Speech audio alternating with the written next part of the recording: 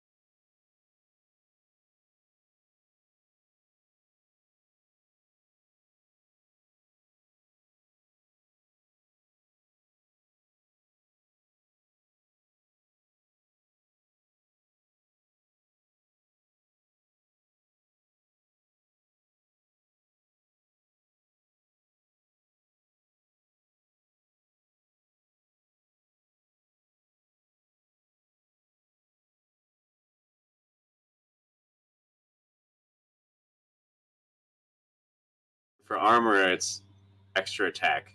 It's like one line. Well, that's cool. I mean, yeah, it's Attacks, great. man. But it's just like specialist feature.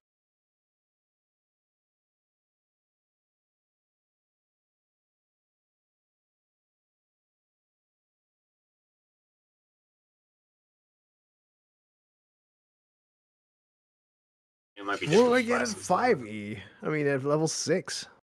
It might be Oh, different. but nothing. 5e. I mean, at level Oh, ability skill improvement. Slick. I'll take that. Oh, ability skill improvement. Cool. I hate that. You hate what?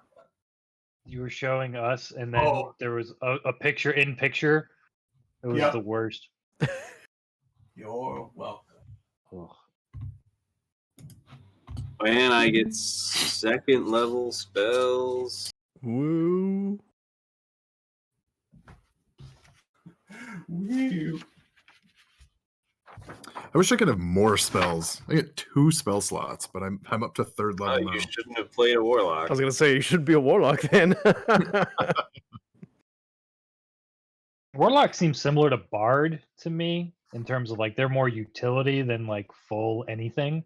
So you can do a bunch of different things with them, but they're not going to be overly powerful in any of the areas. That seems reasonable. They can be straight damage or tanky, but they're kind of late bloomers. They really come to stride at like They're late bloomers. like 9 That's to a 10. nice way to say it. Yeah, I mean some classes don't hit their power spike until they really come to higher levels. Yeah. I'm can- putting all my Efficiency. focus into the Eldritch Blast. Right. That's the way to go. Which I can shoot twice now. It's basically a stronger cantrip. Yeah. Yep. All right. Well, we are live, and I have everything configured correctly now. So, Hi everybody. Hi, Dr. Nick. I have one person who's watching, which is me. I'm pretty sure. Oh. Hi, Spencer. Hi, Spencer. Hi, me. Hi, Spencer. How you doing, buddy? How y'all doing? You drink that badge blast. Badge blast. Oh, Jack's got some too. Cheers. Cheers. I've never your tried badge it. I should try some next time. It tastes like Oh, glue. I don't want to hear about you complaining about sugar if you try. No, it's fine. blast. This has 120 grams of sugar. Just- and that's it. Just I won't don't even look. look. Just don't look. No regrets. It's my weak supply. Not to mention how gigantic this thing is. Right. Muy bueno. It's a Mas liter of sugar. Baja Blast. Just See. think of the hydration. It completely offsets it. Has There's a- any There's a lot of water in there. I guarantee that's the number one ingredient. You guarantee that. I Yep. guarantee it. Hold on, I have to Google something real quick, unrelated. We're on session 9. We know, I love are that on now. session 9. Good horror movie if We, anyone we hasn't seen it. is. Highly recommend it. What? Session Baja 9. Blast? It's a horror movie. Oh. Yes, I can guarantee its number one ingredient is water. Good stuff. Carbonated water, but water nonetheless. Oh, fancy water. I had Yeah. a high school science teacher who was teaching us about how heat affected how much of a particulate I need to sit down. water could hold in solution. Mhm. So he said that he would heat up his Kool-Aid so it would hold more sugar in solution. Dude, that's a legit strategy. I've done that before too.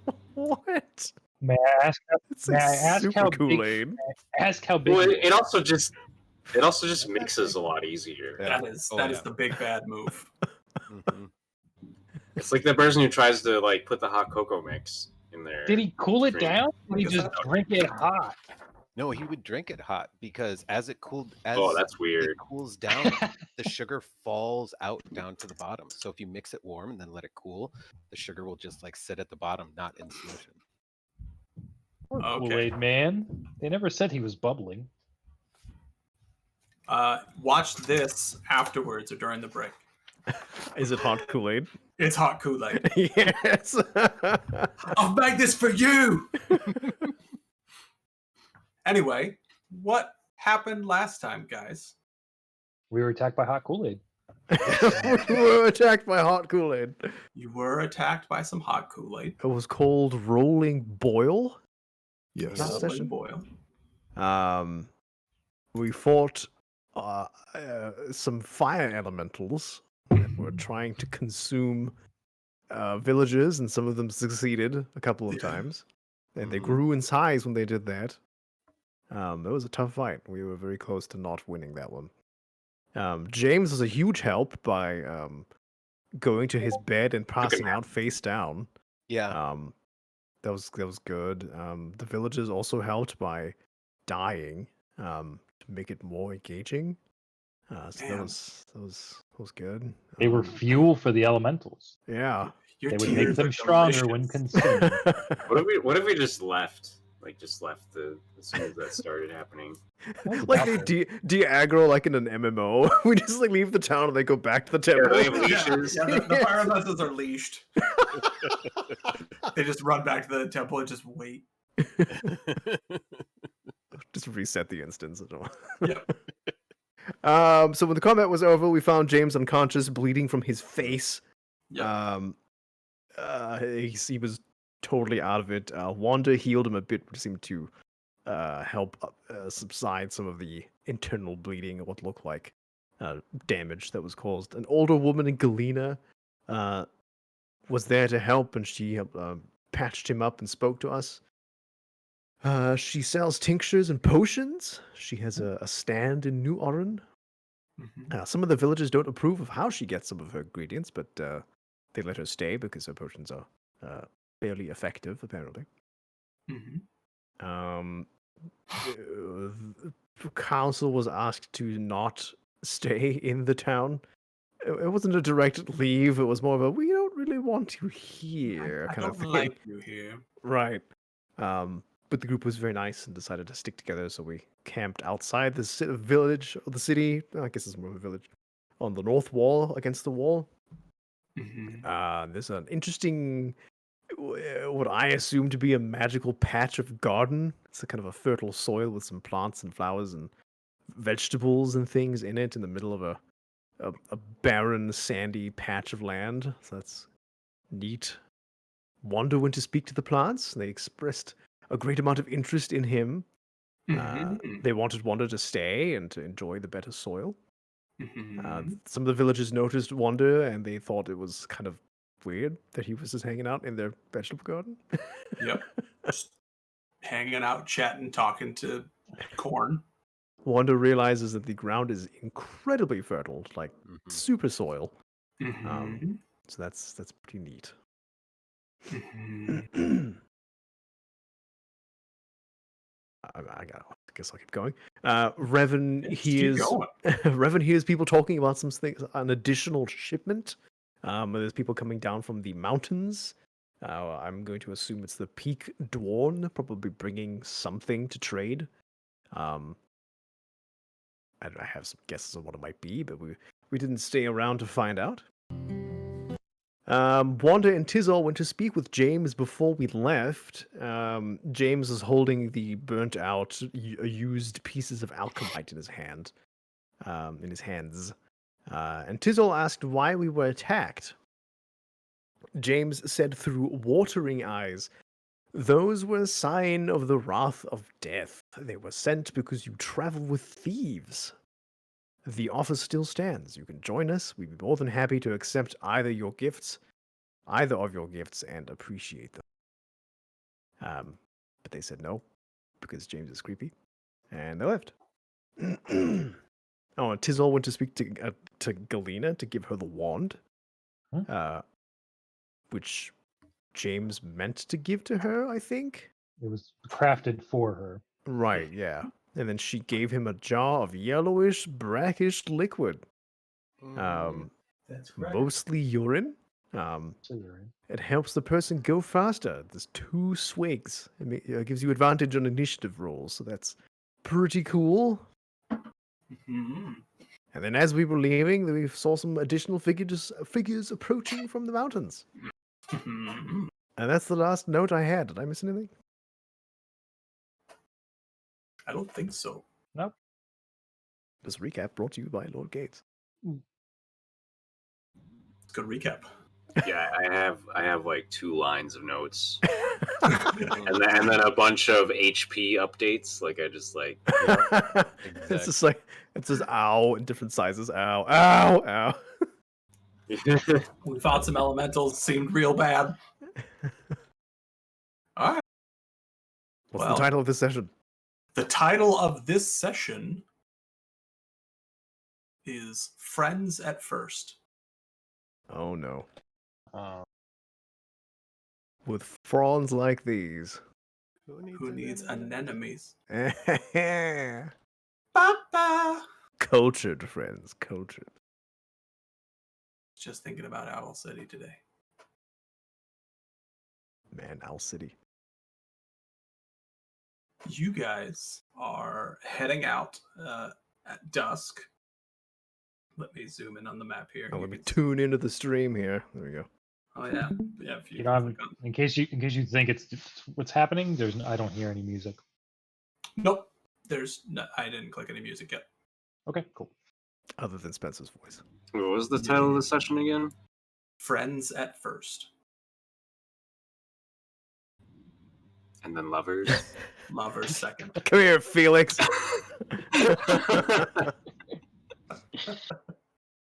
I'd be fine with Enemies that. third. It means Council would have to take his mask off. Nah. It's like a paper bag, you know? Anyway, you guys are leaving New Orin, headed south at dusk. There were the other figures approaching from the mountains. What is your plan? What would you like to do? Ah. What's the time of day? It is Dusk. Dusk. And we have slept. We had a long rest, yeah. Yeah. You had a long rest, yes. Yeah, our Did we sleep decide schedule's a we're little backwards now. Yeah, you basically slept the day away on the north side of the town, and then started journeying at dusk back south. I say we aren't we leave. going back to Orin? Yeah. Yeah. Didn't Yep. we talk about that? Okay. Report our findings. Mission complete. Okay. Your brother started a cult. It wants to end all Wow. life on the planet. It seems very nice about it, so that's cool. Really likes the sun. How about you guys roll me some? Well, who's leading this? Are you all leading together, just kind of walking aimlessly southward? Consul seems pensive.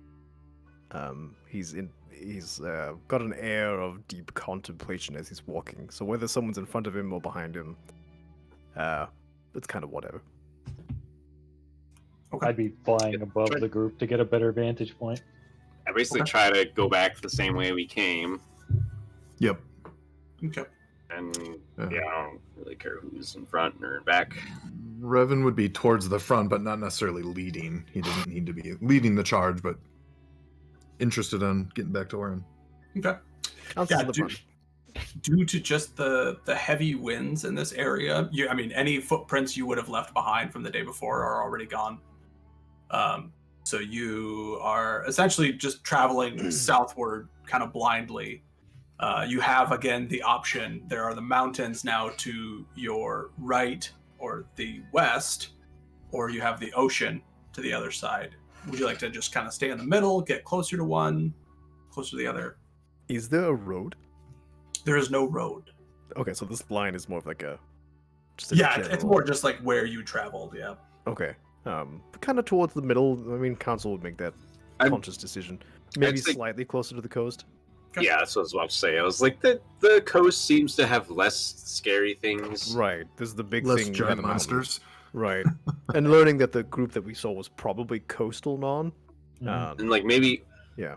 if this behemoth thing, we don't know what its behavior is. Maybe it just takes that same path every single day. Right. And so tonight we would be passing it as it be facing us. So being True, further true. to the coast might be. It may hunt during the day, and as we saw it going to bed in the evening, at the beginning of the evening. So yeah, we'll probably bump into it. All right. Let's hope it had a good day hunting. Why don't you guys make me some perception checks then? Ooh. Starting over the good Uh, roll. We don't have to go with a night vision disadvantage yet, just because it's late evening, so there's still a bit of light out at this point. Yeah. Okay.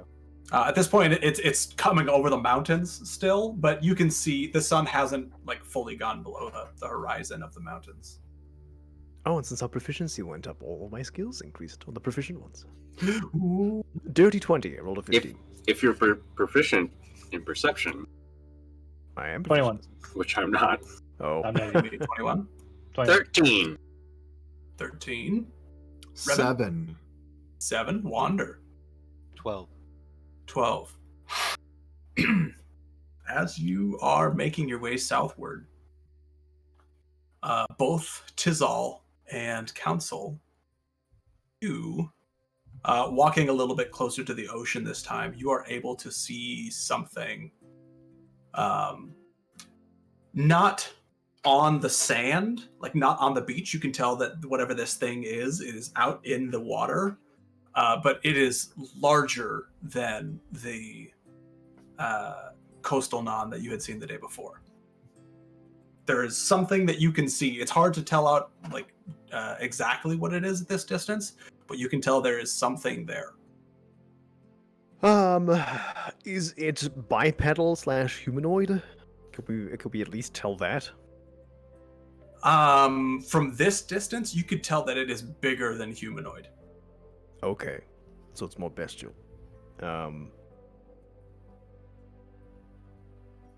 Does it look bigger than the big thing in the mountain? Or the same size? Hard to tell at this distance. Okay. But the fact that it's hard to tell probably tells you enough that it is a thing of considerable size. Right. And there's is the beach just flat sand, or are there like outcroppings of rocks and? It is smaller just things? flat sand. So there's no cover anywhere Mm-mm. except by the mountains. Okay. But as you are traveling south, even though you are staying closer to the ocean, because of the mountains and the ocean kind of separating, Mhm. you are still quite a ways away from the ocean. Okay. Does the Count base of mile. them? Go ahead, Alex. Oh, Council immediately kneels and snaps his fingers to get everyone's attention, and then points toward the water. Would Tizzle would like seeing something in his path? He would look to the mountains to see if that is clear this time around. Okay. Make me another perception check. Oh, another 21. 21. At this point, you don't see anything. Is the thing in the water moving? It's not like. Are you asking like if it's traveling or if it is like a stationary object? Is it traveling? Like, could we sit here and wait for it, or is it just like doing something in the water? If you wanted to sit and wait for a while, you could probably get a better idea. It's not moving quickly, at least. Okay. It's just the big thing, drinking some ocean water. Or nomming on some coastal non. Yep. Maybe. You're supposed to warn them. You missed the side quest. I mean, they shouldn't have been bad. I don't know. Can I tell if the outline of this thing is like familiar to the thing I was stalking, considering I was so close to it last time? Sure. Make me a check of some kind. You pick a check, you make it, and tell me what the number is. Okay. Make me an insight check. Insight or whatever I want, because those are different things. What are you gonna pick? I was gonna pick survival. Survival or nature would probably be like the best ones. Yeah. 18. 18? Yeah. It's not the thing that you saw before. Okay. I would reiterate that to the group. Oh. Oh, so Tizzle, you're in the air. Did you fly down to tell us that? Or Yes. like circle? I would constantly be up and down based on Okay. seeing things and like So you'd say that you're making a lot of up and down movement? All right. not a lot. He's just screaming at us from the air. If Ignore the that. group seems engaged in something, I'm usually on the ground. If they're not talking or anything specific, I'd be in the air trying to Okay. scout. All right. Council would ask Tizzle, do you feel you would be able to fly over it to get a better idea of what it may be Yes. without putting yourself at risk? If we wait until nighttime, it would be safer.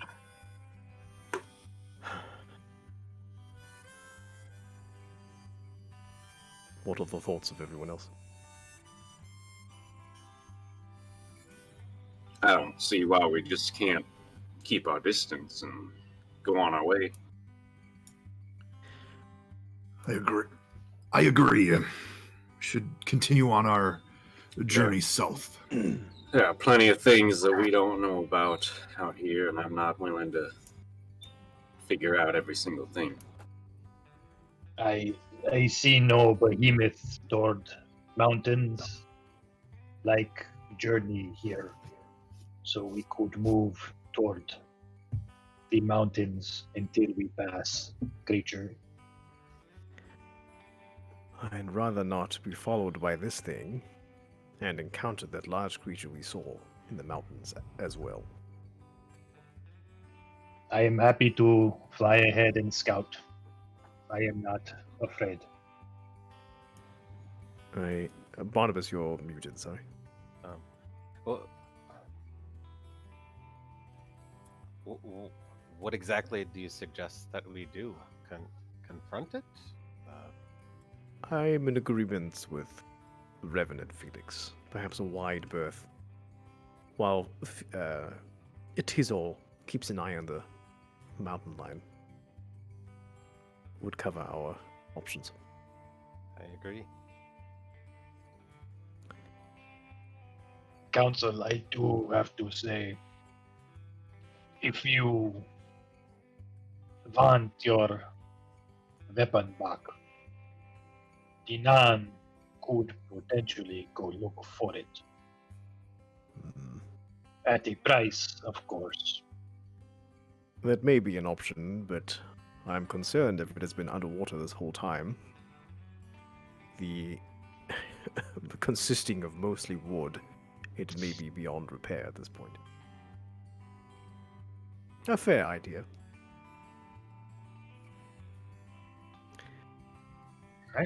Go. Yeah, our council's going to start walking, giving this thing a wide berth, kind of diagonally heading toward the mountain line, but not like heading straight to it, just continuing south and then kind of like semi-circling around this thing. Okay. And letting Tizol check Sure. what's ahead of us. Okay. As you guys have been walking, and kind of giving it a bit of a birth, you can tell whatever this thing is, in the time that you have been chatting, it has moved further out to ocean. There's less of it above the water, and what is above the water is further out to ocean. Okay.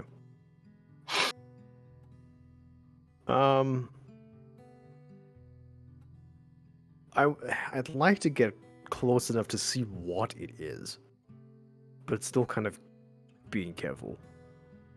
Because I'm not so afraid of this thing that we need to absolutely avoid, any idea or any chance of getting close to it. But as we're going down, if it feels like it's just going out into the ocean, heading straight south a little bit more, just to kind of see, like, what is this? Because the council's definitely curious. Is it a big creature? Is it a giant non-thing? I don't know. Sure. All right. Do you want to make me another perception check then? Sure. Trying to tell what it is. Oh, well, that's not good. And anyone who wants to specifically wander, maybe Tizal and Revan, you guys could make me nature checks. Interesting. I got a 12. You got a 12? Yeah, you're not really able to tell what it is. And at the rate that it is going out to ocean, you're losing sight of it quickly. Oh, okay. 16. 16? I got a 7. Natural 20. Oh, dang. Wander, you probably in your travels and in your learnings of this continent, of this side of the world, you may have heard stories of this kind of creature along the coast. It's not like a feral torn or any other kind of beast that you're familiar with in that regard.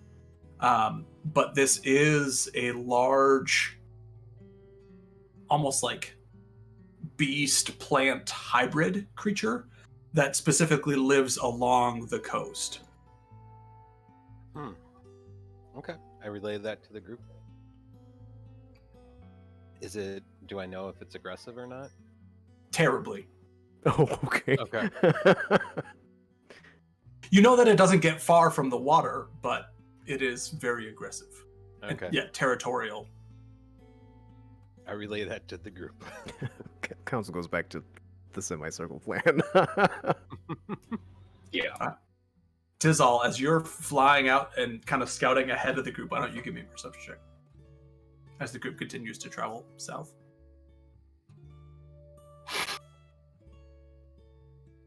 12? 12? Yeah.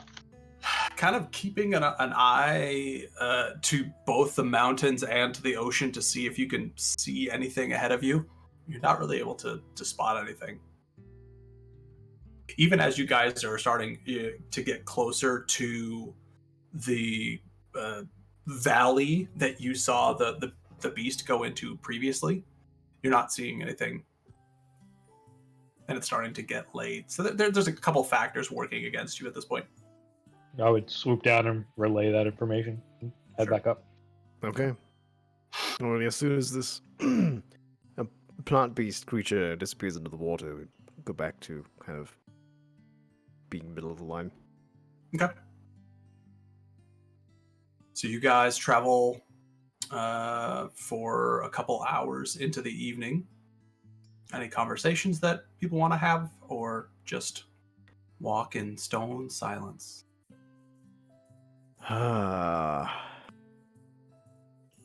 Council's mind is too occupied to speak openly right now.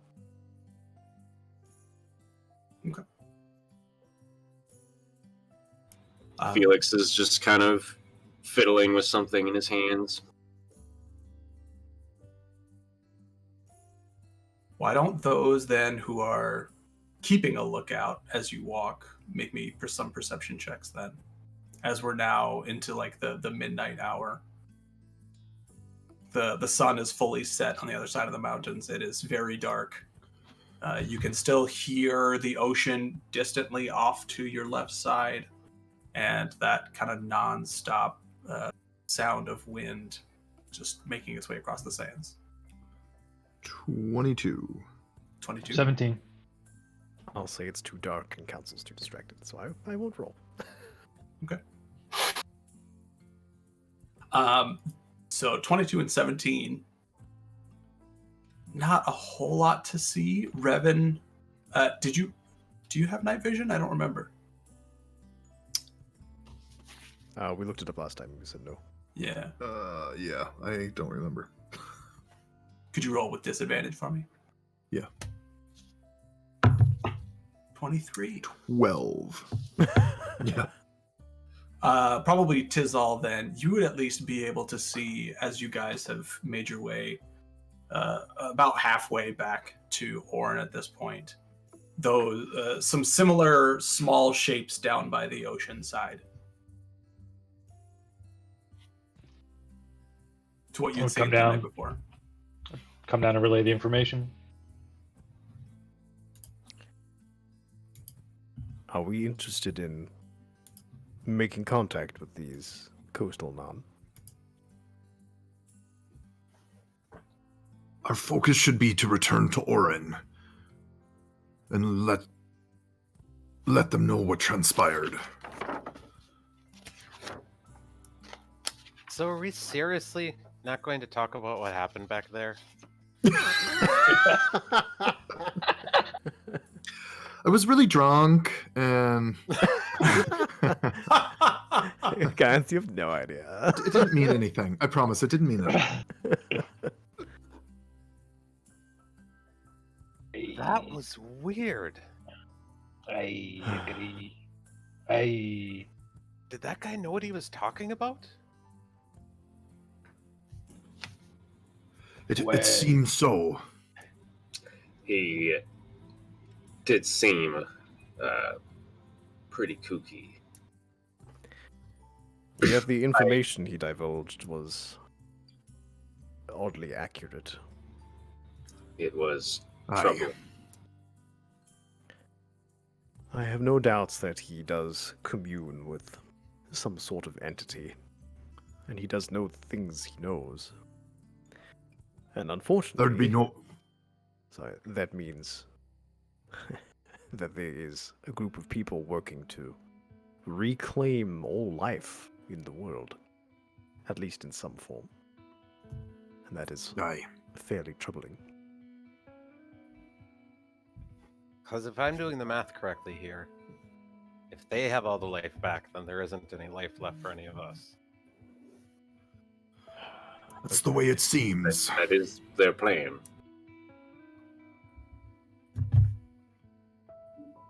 There appears to be a larger cosmic scheme in place that we are not fully aware of. One of my questions becomes, how much of this did his brother actually know beforehand? And knowing that, the amount of danger he felt comfortable sending us into is alarming. From James's account, his brother was pretty dismissive.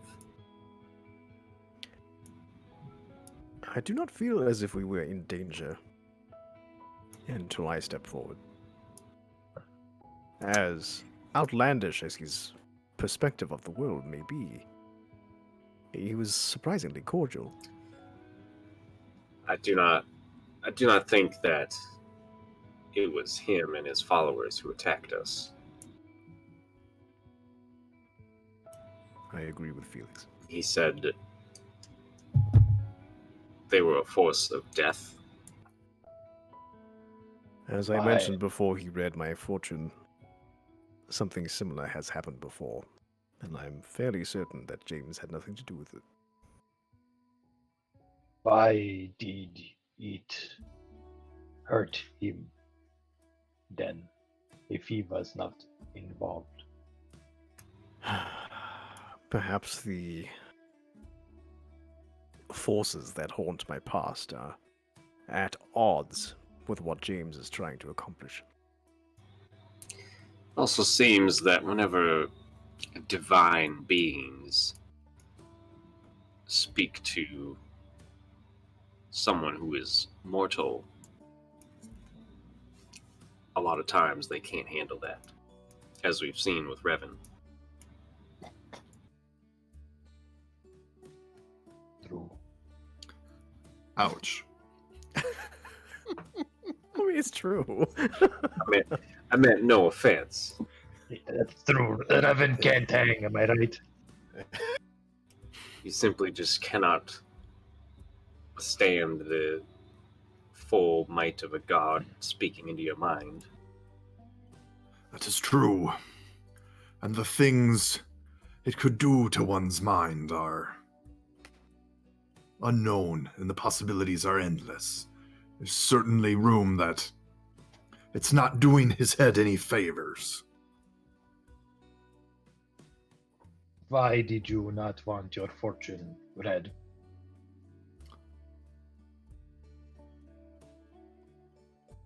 It Are you It asking wasn't a about matter- before or after he did councils? Before. Oh, right.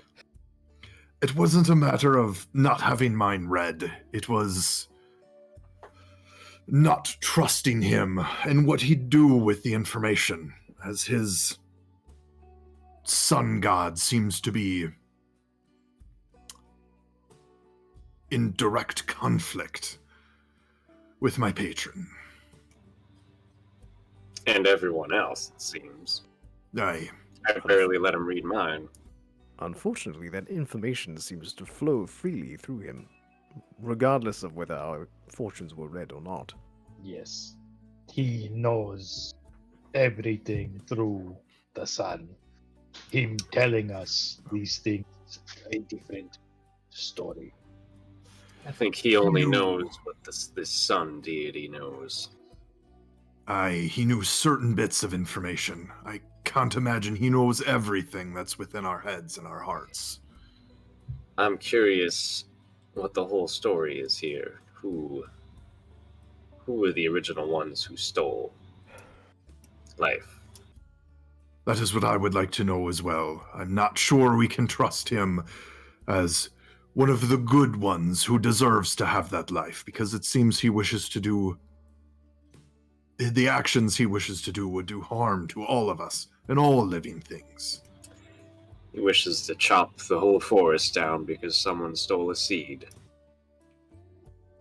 Aye. An apt metaphor, Felix. Do we ask the Archmagister of the power of the gods before his past with his brother? We have only heard one side of the What- story. We will need both to make a logical decision. And I can assure you the power of the gods are great. He called them children. Well, And I've met understand many a what's powerful child. Age and size are not always a determining factor of power. As he did call the compass a child's toy. We don't even know what it actually points to yet. We do know Yes. it is related to the gods, though. Aye. My biggest concern is that we cannot just deal with James. He is not a problem to be removed if that were in someone's mind. For I'm sure his patron would just find another to take his place. I believe he alluded to there being others already. We I would don't have think to James is alone. A being of that power surely has other aides, or those he reaches out to and trusts with power. Which means we may be stumbling into a greater plot. And we will have to make a decision whether this is something that we actively work against or not. If Well, there is- I intend on keeping what was stolen. I believe it to be unfair to rebuke children for the sins of the grandparents, so to speak.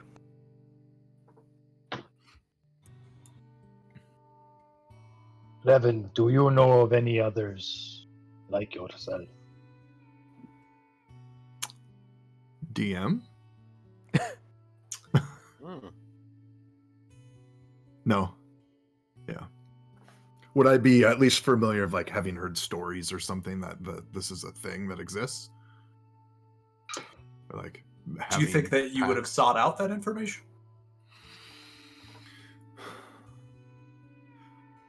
I think Revan would have been curious as they went into ports, and maybe just been more had a heightened awareness about it. But I don't know that he would have necessarily gone diving and seeking like, hey, do you talk to gods? Why don't you make me a history check Okay. while I open this nice, cool, refreshing Monster Energy drink?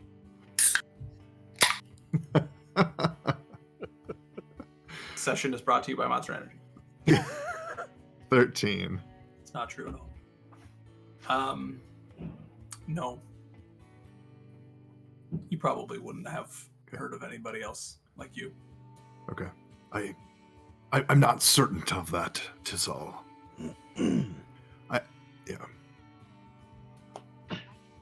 I believe answers we seek about James would be also helpful to answer about yourself, Revan. Not that I believe you're a little, how we say, a few seeds short of garden like James, but Wander be does ca- a really awkward trying to snort and covering his laugh with like branches, which are I would be careful underestimating James. While his beliefs may be outlandish, I do not believe him to be short of mind. And I would have to assume with as many gods as there must be, a number likely unknown to any of us, that connections have been made throughout time and throughout the land, even though I may not know any. I would have to assume there would be others. When he spoke of the previous catastrophes, it was because others were vying for some sort of power, the struggle over life. I imagine we are on the cusp of something similar happening again. If that is the case, and we were to pursue this compass, which was given to Revan for a reason, we may come to the point where the gods and James's sponsor end up clashing. That may be an answers or foreshadowing into that, maybe at the point where the compass directs us. I agree. Regardless of what we learn from Alabaster, I believe that to be our next destination. indeed. I too. Another question. So, councils, you said you have had similar things happen before.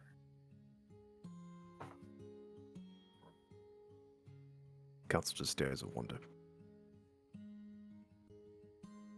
I'm just wondering, as we're trying to piece together who this entity is, if there was anything in common between the last encounter you had and this encounter you had that might tell us anything about who we're looking for, their abilities, anything.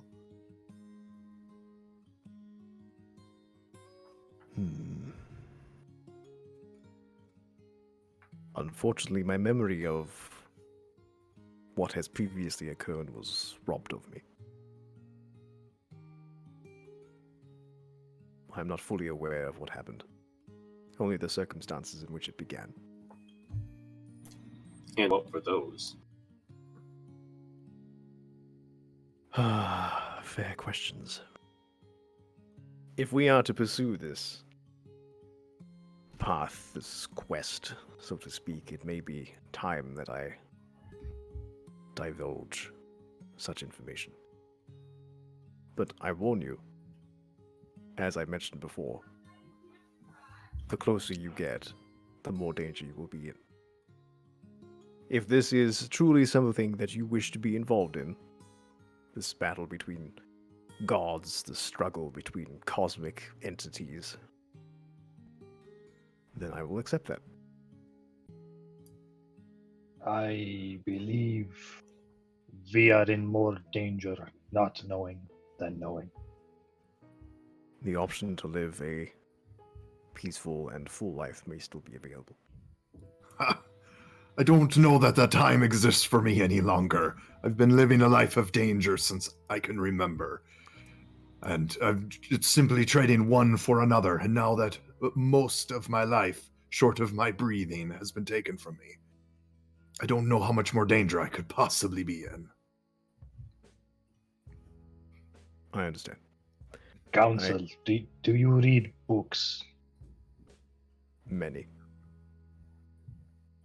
Do you enjoy reading books about people that stay at home and live off the land and do not ever achieve greatness? Unfortunately, the concept of adventuring and fiction are still somewhat foreign to me. So that question I cannot answer accurately. But Fair. if I were to understand your point, your Yes. desire to be remembered, that is what you Yes. pursue. They will not write about the boring and weak.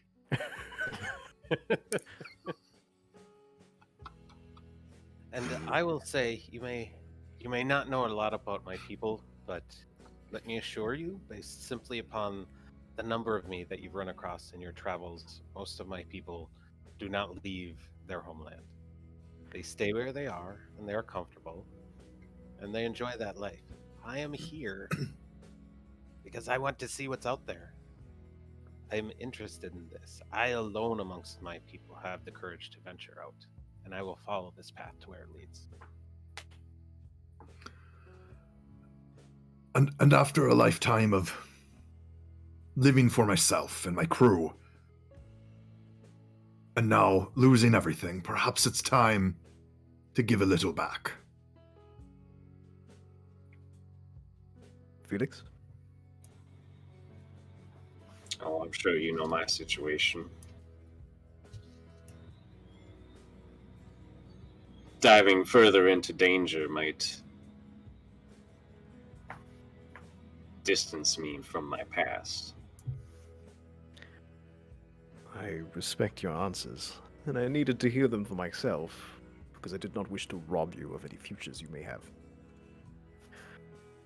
For if anything, I have uncovered that simply knowing something is enough to potentially end one's life in this world.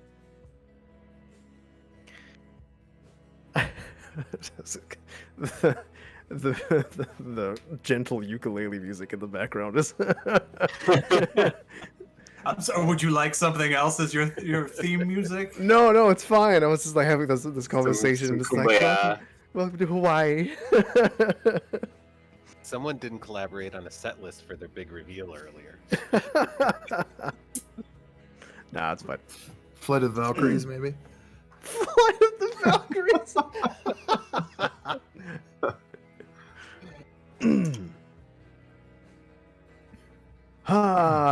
Yeah, Council keeps walking and is quiet for a moment, but he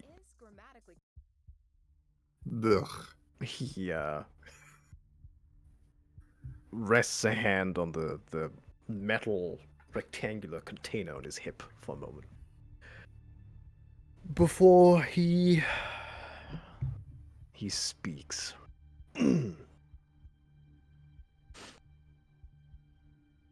So I have rough notes on Council's story, but we'll see how this goes. In the impressionable years of our youth, my people are encouraged to believe in the precious nature of physical and mental equilibrium. The balance, as one persistent instructor would repeat with tiresome regularity. Unfortunately, the balance is not so easily maintained. Try as we might, with a practiced array of techniques and training, our equilibrium sometimes falters. How then to cultivate balance within oneself? With methods on hand being either mediocre at best or manic at worst, we found ourselves in quite the quandary. That's when the counselors were founded. Each counselor is assigned to a group within the population. It is our duty to aid and cultivate peace within our people through conversation, through therapy, guidance. Some work with craftsmen, aiding them in their trials and challenges. Some with farmers, some with government. My duty was to work with our military. I worked with our soldiers and our guards to help them handle their experiences, to act as a friend and a guide through their traumas, and to help them handle any imbalance from the duress of their duties. The Eln are a culture known in history to use trials of life to temper our minds and emotions.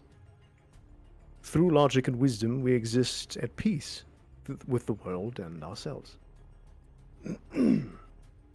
Emotions are, if I may attempt to use a metaphor, emotions are like fire. Through understanding, we achieve control, and from this understanding, we can use a potentially harmful thing to cook food, to give light, to provide warmth and safety. But just as fire can be used to cook a man's meal, it can also be used to cook the man.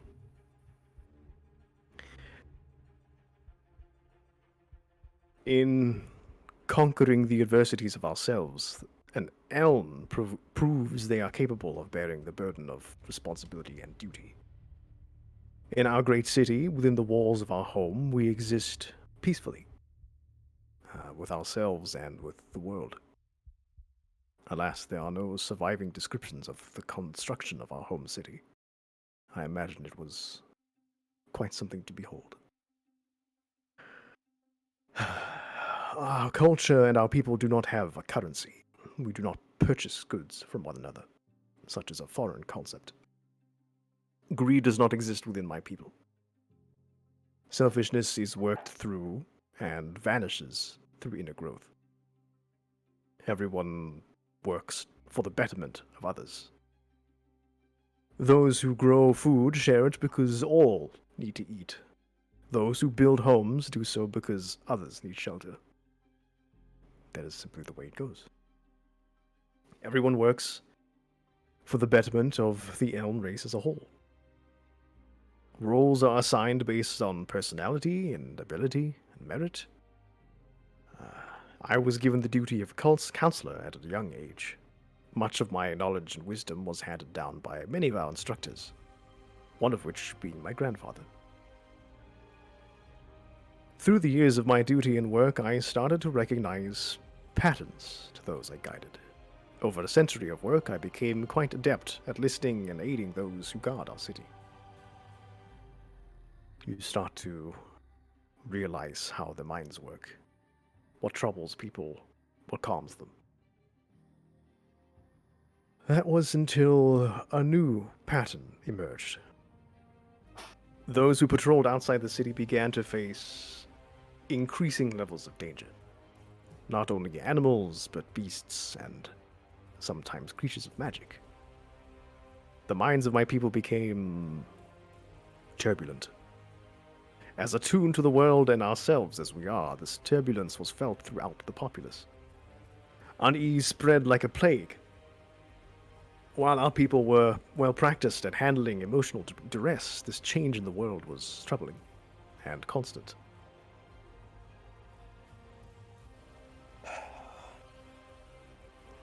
It was then that I and the other counselors began to search for answers in our history and our elders. My desire to ease the trials of balance for those who safeguarded our home grew, and my search and answers increased in intensity.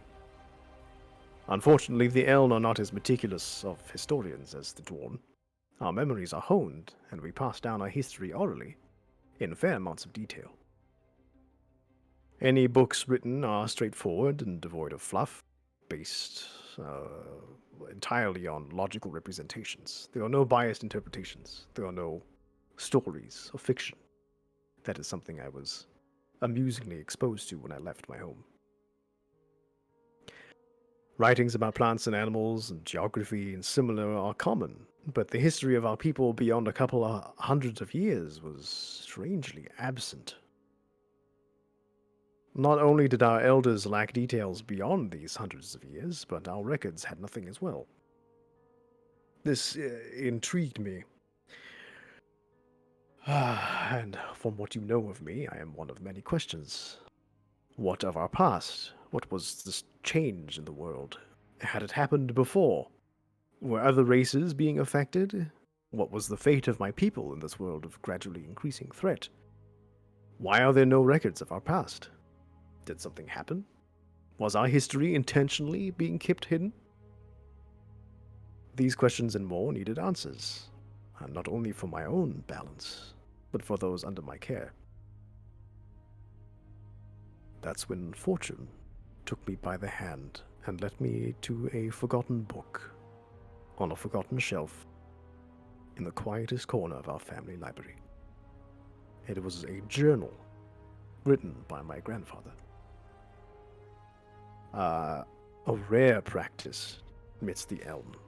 Personal accounts are not written, they are remembered. Being a person that held my respect and those whose words I used to shape my training, I was greatly interested in what would spur him to write privately. In my home, I began reading the journal. My memory of that event has been blocked. Erased, perhaps is a better word. When I awoke from attempting to read the journal, I was surrounded by death and destruction. My body was mangled and affected by whatever had occurred. Such agony I didn't think was possible. I was alive, but barely. Many died in the surrounding carnage, and my home was destroyed along with other buildings. I do not know what energy affected me, or if it may linger, but my body was marked, scarred, and unrecognizable. Having just witnessed such destruction from an unknown source, under unknown circumstances, and having no answers about anything that I sought, I decided to make a sacrifice. Covering myself entirely, I ensure that this unknown will not lash out at those around me. My identity was forgotten. It is no longer of any importance. Who I was then does not matter now. Who I am and what I do will make the difference. I relinquished my identity and I adhered entirely to my role as counsel. I set out to find the answers I sought, not wanting to put my people in danger. And for the sake of my people and for their survival, I left. Occasionally, when alone and isolated, I brave the journal that I still carry with me for answers, mostly one word at a time.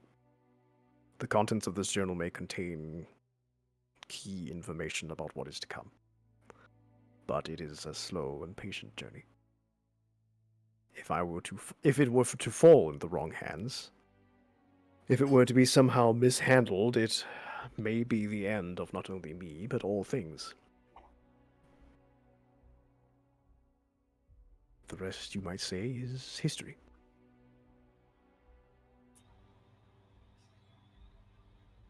Is your grandfather still alive?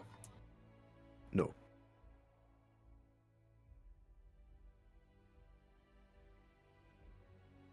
May I ask how he best?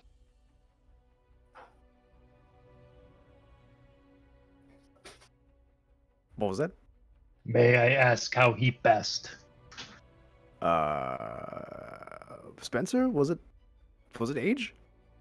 Yeah, it was Age. Yeah. He had a long and natural life.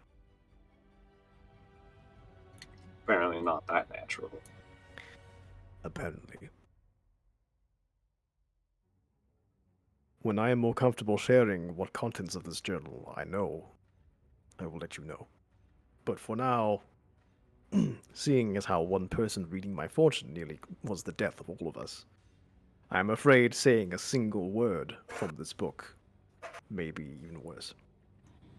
Well, if you decide to read any more, one word or not, we might appreciate a heads up so we can be ready. Now that you know, I will let you know. I will no longer have to sneak out in the middle of the night to do so. That is what you were doing that evening. Among other times. Sure. So now you know.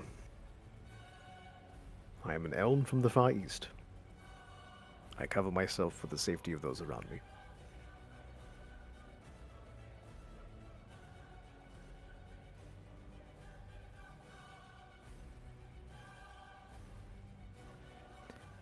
Thank you for sharing your story, Council. I can only imagine that was not easy to do. There's a fine line between consideration and hesitation. The former is wisdom, and the latter is fear. And fear is not something that an elm would allow oneself to feel. It's good to know more of those we are traveling with and entrusting our lives with. I hope that trust is not misplaced. I will do my best to ensure that we are successful in our journeys. There is a part of me that is wondering if the information in this journal is somehow tied to your compass, Revan. Perhaps some previous knowledge of my grandfather, and this entity that haunts me has something to do with the gods, something to do with the cosmic direction this compass may give us. I'm not sure.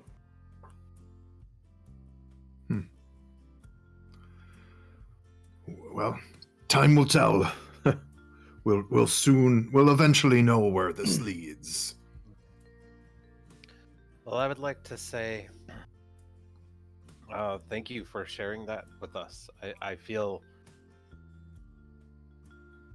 I'm glad you told us. I feel like I can help contribute to a solution somehow, lend aid if at all possible. And I just really wanted to say, Tizzle, you must feel terrible about that comment earlier about reading books. Part of this big, massive, traumatic backstory. You're just digging it up. Really just twisting that knife. Triggered PTSD. Have you read books? If I ever want What? to end the planet, I'll just read from the journal. I mean, easy peasy. Social cues are not my strong suit. I feel like this group is on the cusp of something that only we are aware of. The more we learn, the greater this burden increases.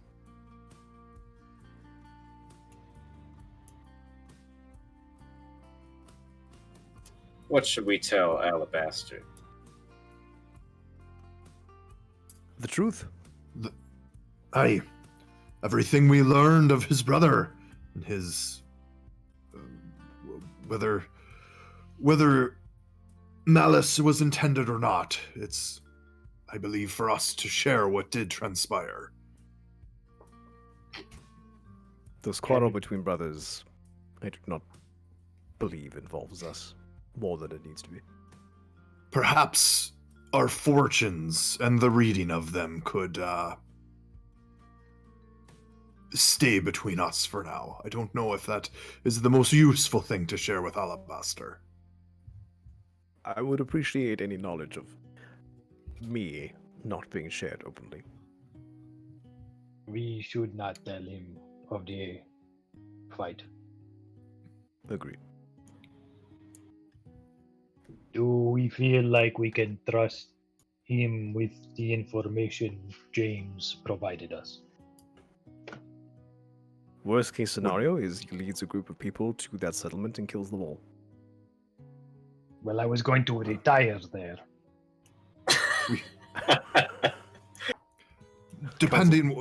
Knowing what they're planning, it could also be the best case scenario. I don't know that we want him to be able to carry it out. I'm willing to risk my life for plenty at this point. I'm still not quite ready to end everything yet. There were many innocent there. Perhaps misguided, but not dangerous. I would not want harm to fall on anyone there who is innocent. They're still being used in a plot to end all life. Aye, and we don't know what their intentions are. Perhaps they're not innocent at all, and wanting to be a part of ending it all. We didn't take the time to discover one way or the other. I don't understand how the fates of those there have anything to do with our quest. Agreed. It doesn't. Unless this is a gesture of kindness, 'tis all. I do not think those who do not harm us deserve to be harmed. They had every opportunity to attack us whenever James was injured, and they did not. I only wish we do not cause more strain on relationship between Oren and New Oren. Unfortunately, that burden is not up to us. But I understand what you were saying. Yes.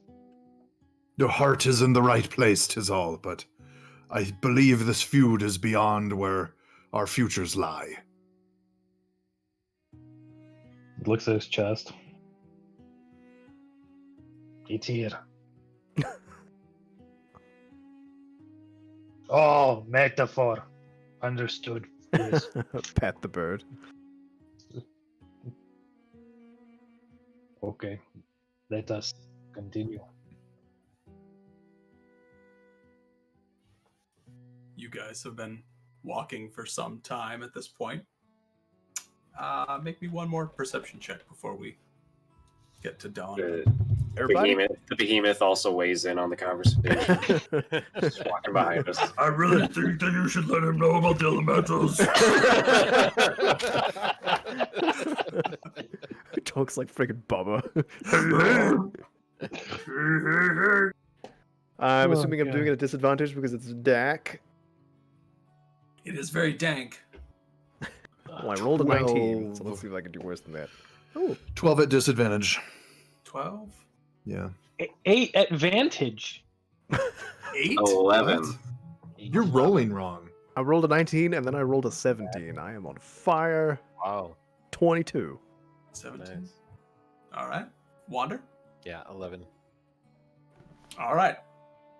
Everybody was so enraptured by Council's story that it was hard to pay attention to any of your surroundings as you were walking, besides the words that you were hearing and the seeming truths that were shared. Council, however, you being the one speaking, were a little more free to focus on other things. And you, as the sun is again beginning to, it hasn't even like really come up over the horizon yet, as far as you could see, but the tops of the mountains are starting to light up just a little bit, and you're able to see the similar like glints of light off of something at the top, similar to what was seen the night before or the morning before, as you got closer to New Orin. Council release that with the group. Does it look like it's moving, or is it way too far away to tell? It's, if you had to guess if it was moving, you'd probably guess that it is. Only Okay. because it's not like a steady like beam of light. It's not like a constant flashing of light. It's like it'll be there and then it won't be there, and then it'll be there not, and then So and it's then- like maybe light flickering off of mirrors or goggles, like peak dawn tools, maybe. yeah, something like that. Okay. And you said from the mountains this is happening? Yeah, from like the tops of the mountains. Okay. Council assumes it's the peak dawn. I have a quick lore question. When we were just thinking back a second, when we saw that huge creature in the sea, Mm-hmm. Revan having spent a life at sea, would it have seemed familiar, something he'd either seen before or heard of, or? Well, that's why I let you make a check for it. Oh, okay. Failed your check. So, yeah, well, I did. Fair enough. I kind of forgot I rolled. If you can't remember, your character can't Yeah. remember. I rolled real low. Yeah, so you are not familiar with whatever that thing was. Okay.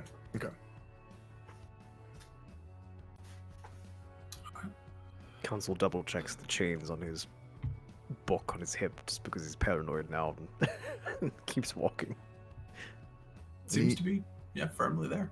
Cool. I need a really quick bio break. Can we do like a 1 or 2 minute break? Yeah, if we want to take our break right now, we can. Sure. Yeah. Yeah. Do it. I can go grab Very some cool. dinner. QQQ. Be Thanks right for back. listening to me ramble for 5 minutes. It was interesting. It was cool. Thanks. I'll be back.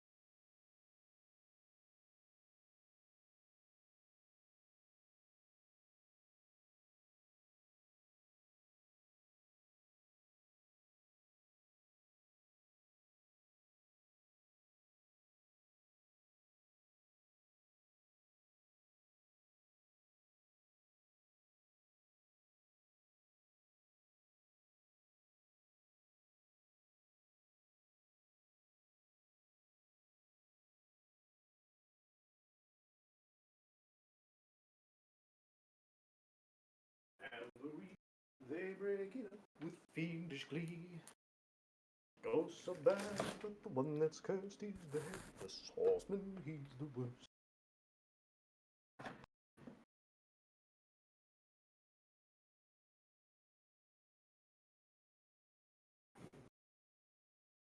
Oh boy.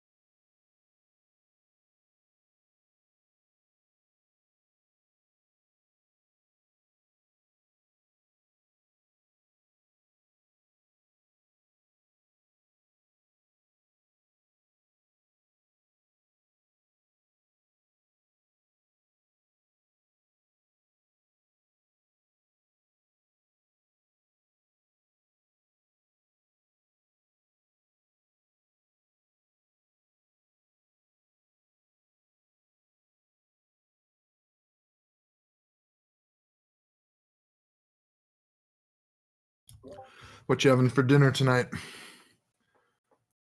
Soylent, a protein bar, a small bag of chips, and a slice of cheese. Nice. Super easy. Very easy. I get 1 pack of cheese a month. So this is my dairy treat. Is it like singles, like slices? Yeah, it's just the lunch slices thing. Yeah, those are good. How about you? We are having punch pizza tonight. Michelle had to go run an errand, Oh, heck and yeah. so she said, "Hey, should I pick up lunch for dinner or punch for dinner?" I said, "Yeah, sounds great." Yeah. So she'll be Man, home I miss a punch pizza. That's little good. bit. Yeah, we have one.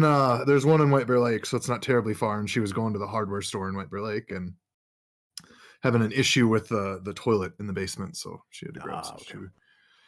I would have gone and done it myself, but it'll be a while till I drive a car.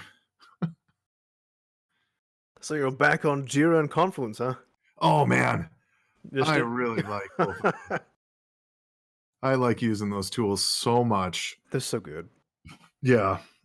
And it's funny, like it's great being an admin of like my project in Jira and my spaces in Hello, Tiny Jack. in Confluence, but it's That was pretty yeah, great. it's really nice. I greatly miss that. We used the new Jira, which I forget what they call it, Jira Next Gen Yeah. at Jira Securian. Plus. Yeah, which is like ultra simplified, and in some way it's kind of cool, but in other ways there's like zero customizations and extra features you can use. Oh, okay. So Which is like the one reason you use Jira. right. And we didn't use Confluence at all, which killed me. Everything was done in SharePoint documents, and I was I like, know. It's driving me nuts. it's just garbage. And they have a paid for instance of Confluence, Right. and they Go ahead. don't use it. Yeah, Reed naturally has an enterprise. Everyone in the company has access to Confluence. And people keep making PowerPoints and they keep making Excel documents and stuff like, no, stop Yeah. it. Yeah. We keep having issues of, oh, do I have the latest code and test map? Like, oh, we get it from Anastasia. No, use Confluence. Peasant. Right. Then there's no question about it. It's cool. My boss is a huge fan of Confluence. So like the whole leadership team is in the habit of when they have a meeting, you throw up a Confluence page, not for a one-on-one or something, but like a meeting to discuss stuff. And he says, all right, everybody click into edit. So you can see on the fly what he's typing in. And if you want to add anything, you just add anything. It's so slick. It works so well. The way it's meant to be used. Yeah. Well, if you need a Confluence admin, let me know. Yes. I got my team starting to use Confluence. Nice. Oh yes. Before we didn't even know if we had access. Do you guys use the Atlassian tools, Spencer? We use at least Jira. Cool. I am not sure if we use Confluence. We I have use- not seen Confluence used yet. Okay. we use a little too much of the Atlassian suite because we use Bitbucket. I was gonna ask Bitbucket. Yeah, because not GitHub. Yeah. It's fine, but it's also fine. kind of sucks. I When think I start we use as well. Bitbucket, but everything's basically in Git. I have to commit my Gherkin files through SourceTree, and I think it's hooked up to Bitbucket. I'm not sure. Anyway, yeah, sounds familiar. Yeah, SourceTree is just like a Git client. Yeah. I use Git Kraken. It's I've good. tried Git Kraken a little bit. The only thing that sucks about it is in order for it to actually be good, you have to do the like $50 annual plan. I much prefer just console commands. I use like GitHub for Windows. I use GitHub for Windows to like visualize branches and like, console structures. elitist. It's just easier. I know exactly what I want to do by typing it in. I don't need GitHub client or GitHub for like Visual Studio, assuming what commands I'm trying to run and forking my branch, screwing up trunk. Forking my branch is just a phrase. I said borking my branch, but you can fork. Mhm. I heard Fork repos. forking. I meant bork. I tried to say borking. I could have said it wrong. Hot book I don't- branch. Who knows, man? I got the COVID in me. I use that term at work, and people always look at me weird, which is frustrating because they're engineers. But there's another application that's literally took the code base of this one, split the code base, and started doing its own custom development. So they're like, well, they're kind of, and they keep trying to find a word for it, and I'm like, it's a fork. And they're like, what? And everyone gets all uncomfortable. I'm like, no, that's actually the word. Go to Wikipedia. That's what it is. Forking. All right, everybody, ready? Boop. All right. You. I attack console. Yeah, me too. All right, cool. Go ahead. And I roll start reading initiative. from the journal out loud. Everyone dies. Roll new characters. I cut No, off you- console's mouth. Sorry, go ahead. You see Orin on the horizon. You can see the large walls coming up out of the ocean and into the massive city that you know.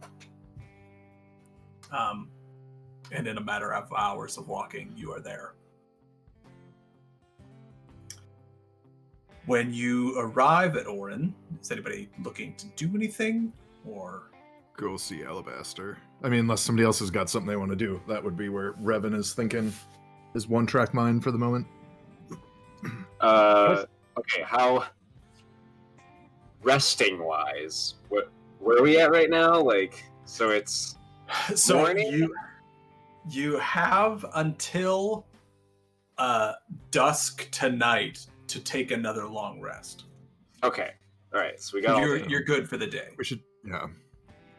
So we should talk to Alabaster. We can always sleep or take, get rest we up can afterwards. do stuff during the day and then Yeah, just Bas- retire early. yeah. That's what I meant.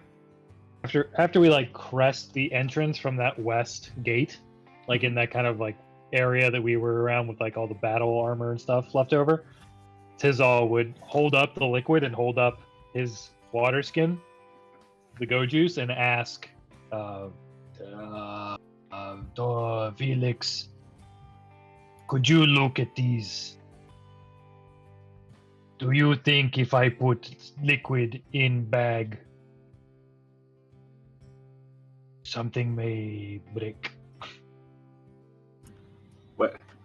What is he showing me? The go juice that he got from Galena and his water skin. The water skin will replicate liquid put inside of it, and this liquid Galena gave me is supposed to make me Go faster, so to speak, when fighting. Have you put anything, any sort of potion in there before? No, only toilet wine and beer from Wolfenhound.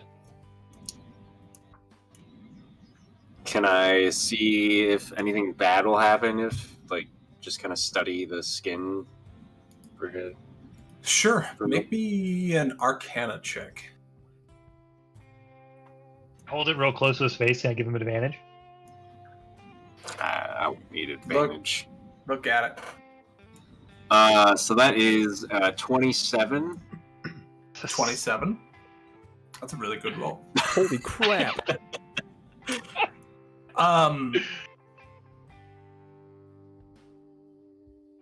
Thinking about the more mystical nature of this water skin that you're familiar with, and whatever powers are imbued upon the drinker of this hot jar of urine. Hi. Can I tell if that's actually all it is? I'm drinking vanilla Soylent, and this is not what I need to hear right now. Hot jar of Basically one and the same. Just warm it up. It's not lemon. It's Girardi. Grainy. You should see the description that I put on it. Anyway, you think that it would replicate the fluid for certain. You are not positive that it would replicate the effects of the fluid.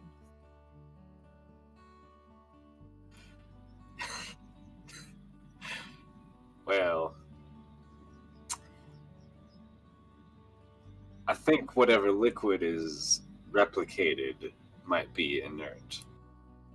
So you might just end up with a whole lot more urine. Strange thing to hear someone say to you. Don't tempt his all. Which may or may not be useful more in urine? certain Done. situations. He can dump out 30 gallons of it at will.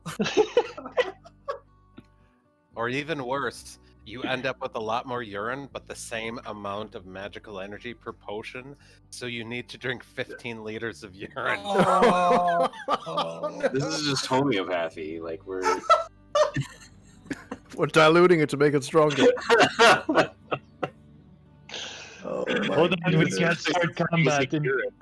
We can't start combat. I need 5 rounds to drink this.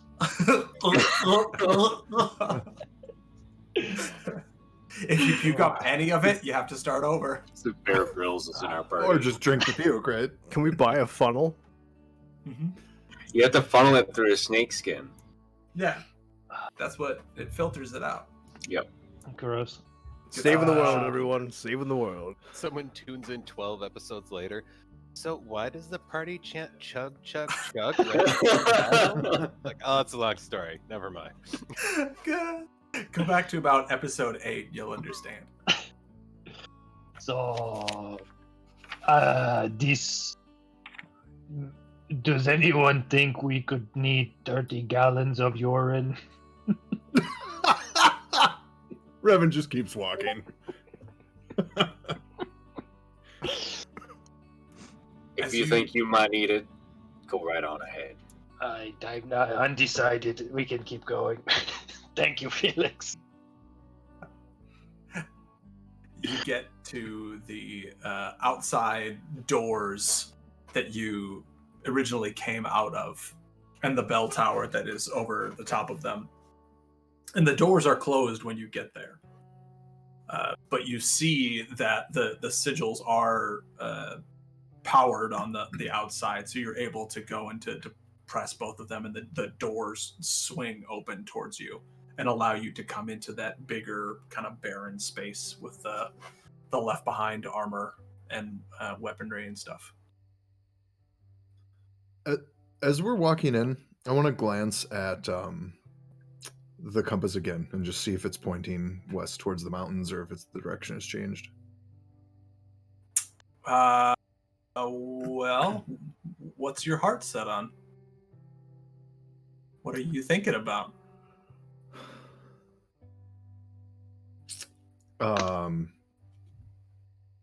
Gosh.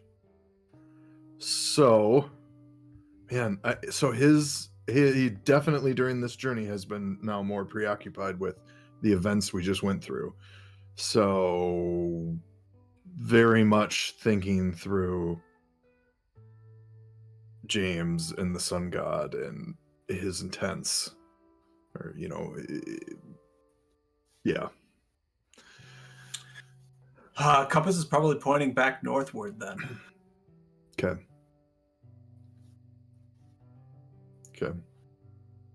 That's helpful. You're welcome. You guys. Well, yeah, because now he's starting to understand how this thing works. You make your way through this open expanse. Takes you 20 or so minutes to walk through. As you approach the inner gates, you see that those doors are also closed. However, the sigils on the outside are not lit up in any fashion. Also, did you close the doors behind you when you came in? Yep. Yes. Okay. Yeah, so when you get in here, as soon as the larger doors close as well, when you walk inside, that like non-stop wind that you've been feeling for basically the last day and a half is gone. Like, you're now within the walls of the city. It is odd because you don't have that constant white noise in your ears. But as you approach the inner wall, those sigils are not lit up.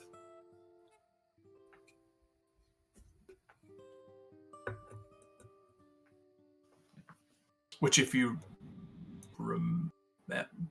I could just let you guys sit here for a while if you want. Well, there's guards on the other side, right? Council hails the guard. Mhm. Ahoy hoy! He doesn't say that, but you don't. Do you want urine?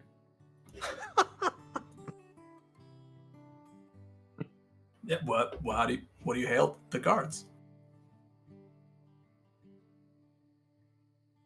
You don't see anyone on top of the wall or anything. Are the guards just standing there? Are they blocking our way? I think they're on the other side. Yeah, there are no guards on So- this side of the I'll wall. just give a few raps on the door. Yeah. On the big stone door. Big stone door. You can hear there is kind of like a dull thud through the door. And you just hear call back over the wall. Who is it? A group returning from a request by the Magister. It's Alabaster's champions returned. The doors open slowly. At that, as soon as the doors open, you do see the two guards standing there, like both of them kind of have like a spear and shield like ready. And then they see you and they're like, "You're not champions." Don't Not mind yet. It was an assumption. Wait, what does a champion look like? Certainly not you. I'll have you know I won Catch the Perch 3 years running at the nest.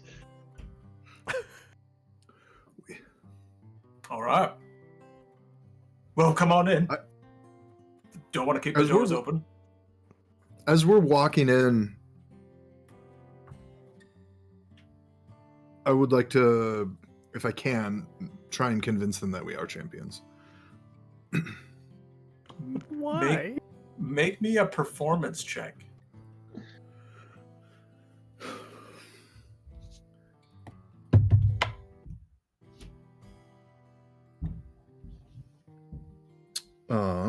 That is going to be a 26.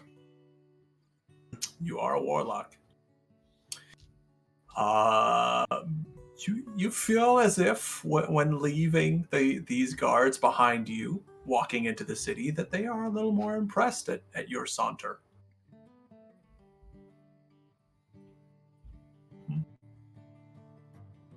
Cool. You do see already, because basically stepping inside the walls, the very first thing off to your left side is the academy, or where Alabaster is. And you can see already that there is a line of people basically waiting out there. I get in line. Are we talking a few people, or is this like dozens of people? Like how long of a line? You can see coming out from the the base of the building that his tower is on top of, out into the courtyard. There's probably a good 20 to 30 people that are there. That appear to be waiting to get in? Yes, that are all waiting. Collars. Some of them have collars. Are there guards at the door? Which door? The to get into the tower, like to let people in when it's their turn, kind of a thing. No, there's not. Oh, no. But to stop you from committing a B&E, when the guard at the front. Go ahead. I wasn't going to. When the guard at the door sees Council, he says, "You are Master Council, right?" That is correct, Cosmo. It matched the description. The High Majesty would like to see you right away. Feel free to cut in line. And the rest of us? He only mentioned the one. Probably best if you stay out. I tap Council if he's not looking at me, or look to him for an approval or not. Yeah, good. I will alert you if something is amiss. Aye. We'll be here. Okay. I go into the tower. Okay. You, as you walk past people, you have that kind of air of mystique around you. And people, while being slightly offended that you're cutting them in line, they do more reverence your presence. I apologize to them as they pass. Okay. Because Council feels bad. Okay. When you get to the top of the stairs, the door is closed. There are people waiting outside. And you can hear voices inside. Question. Before you go in, do we know the orientation of the tower from being inside of it and knowing the I guess the academy itself? Yeah, you could probably know which way things are facing. Yeah. Okay. Were there windows into Alabaster's main chamber? Yeah. Yeah. Okay. Yeah. So Tizal would say outside, "Oh, glad to see you guys back at Devil's Renowned," and throw a wink at Revan and start walking away.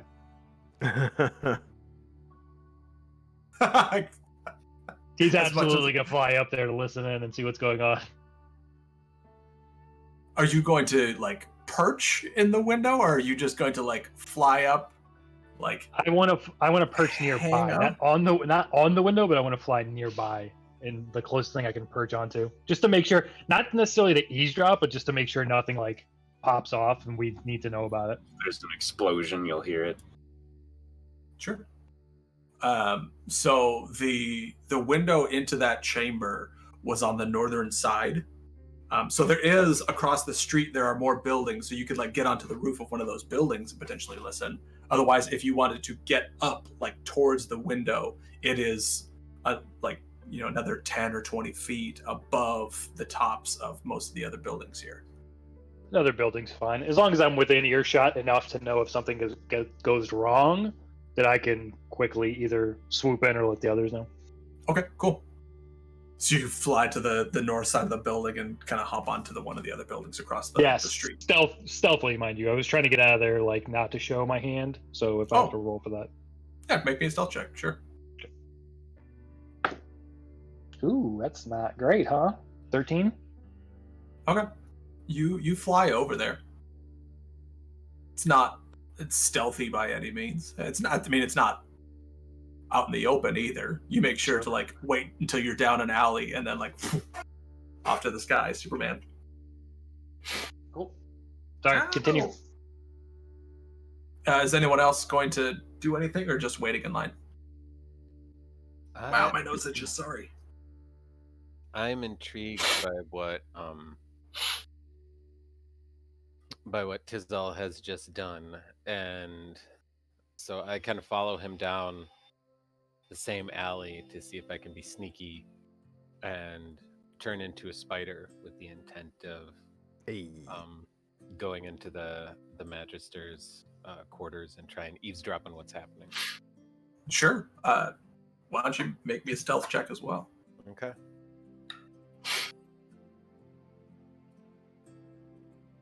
Ooh, 17.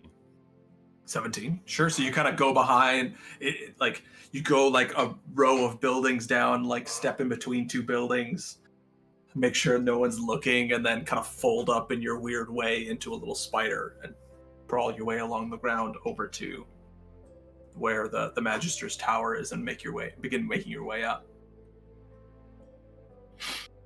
Felix and Revan just gonna wait in line like good citizens. We seem to have been left in the dust. Yeah. I don't even know if I wouldn't necessarily get in line, just waiting near the entrance. Yeah. Okay. Okay. Council would relay. Yeah. We were gonna wait in line to tell him. Probably making small talk with Felix or something. Okay.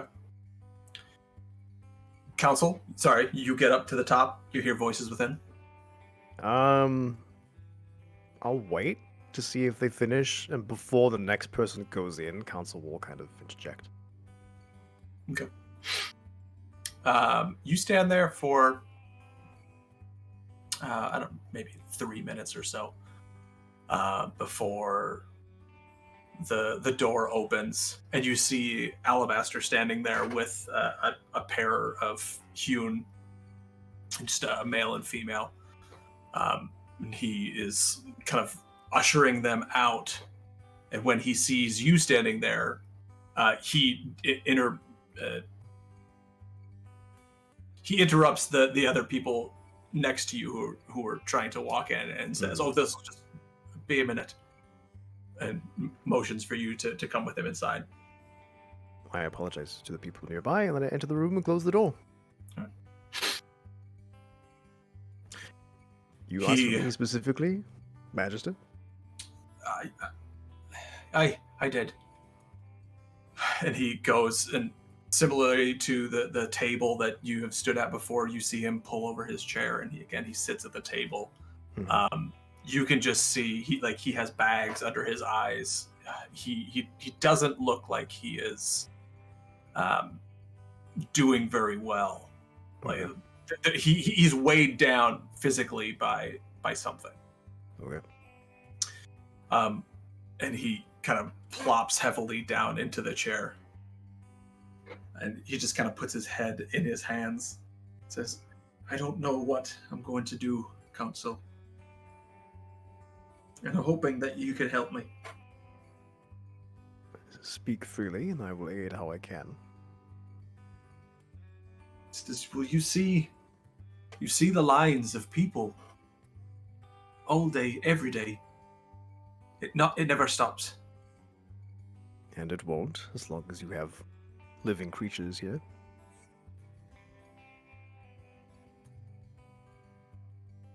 When I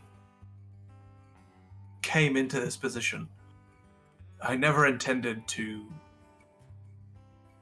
rule in any way or to be over this group of people. I merely sought to keep this town both safe from anyone who seek to do it harm and secret from those who were back in the pillars, who would seek to exploit it, and any of its potential gains.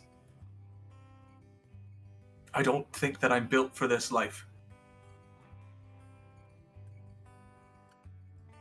Are you seeking a means to delegate?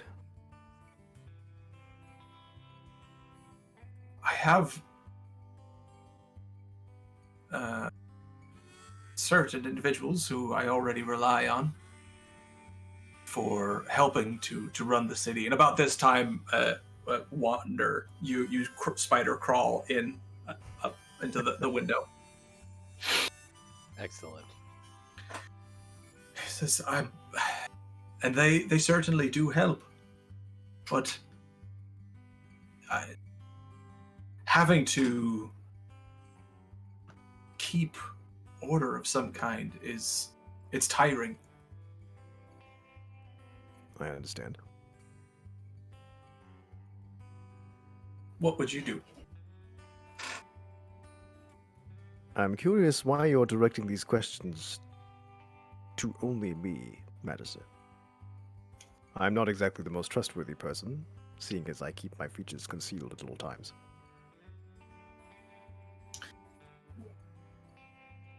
Two questions to that. One, isn't your name Council? I thought that wasn't a joke. No, it is my duty to counsel others, that is correct. And two, I would have expected your party to come with you, in full transparency. Ah. Well, the guard outside seemed to ask for me directly. I did ask for you, but I figured that you gotta travel as a pair, or as a posse. This is not a privileged conversation. If they would like to be here, they certainly can. Or could have. They're not here now, so. Well, I'm not fully aware of the nature of your concern, so I will discuss things here and then fill them in on the details later if needed. Right? Administration takes a particular mindset. It takes a drive and a willingness to burden constantly shifting troubles that repeat endlessly, as I'm sure you are aware. If you want to focus your attention on a bigger picture, you will need someone to handle these day-to-day affairs. I would find someone, and perhaps two people, and create a system to not only receive the concerns of the people, but to organize them, measure them, and pass judgment. This work is obviously not suited for you, and that is not a slight. Your talents are... he kind of gestures to the bookshelves. Your talents are best suited elsewhere, from what I can measure.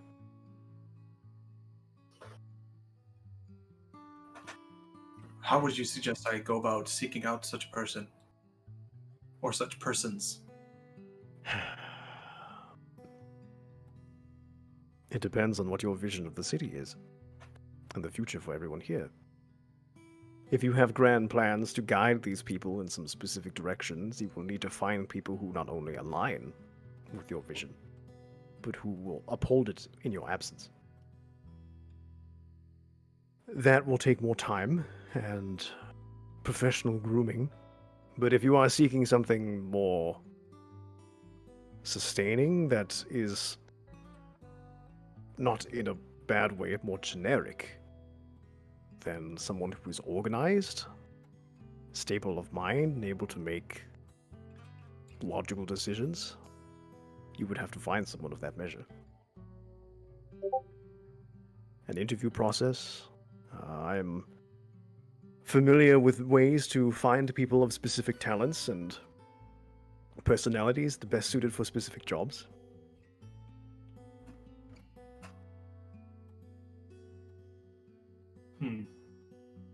Thank you. It truly does help me to have someone else to weigh in as an outside party. I'm Certainly, happy to you help. have no vested interest into this town or to its success or safety. So your unbiased opinion is helpful. Thank you. I do not wish to see the people here suffer, and while your motives may be somewhat, well, unknown in a clearer sense, you have done enough to aid myself and my group of companions that I do not wish you to see any sort of failure or harm. So if there's any way I can contribute to the well-being of the city, I am, if time permits, depending on what you think of the news we have to bring about your request for us up north, we will see what happens. You could see when you mentioned, when you kind of like questioned his motives, he was like visibly hurt. Mm-hmm. But as soon as you mentioned the news of traveling northward, all of that immediately went away, and he returned to more of his normal self. He said, "Oh, absolutely. You can gather your compatriots, bring them back here. We can talk about it. Okay. Otherwise, if you would feel privileged enough to share it alone, certainly we can go that route." I do not wish to rob them of that experience. I will return with them shortly. All right.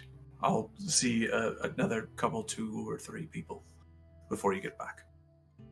The council pauses at the door before opening it and thinks for a moment. And then he turns around and says something. There is a balance in life, Magister, and those who are entirely selfless do not live for long. Sometimes, for the betterment of everyone, it's okay to be a little selfish. So he opens the door and closes it behind him.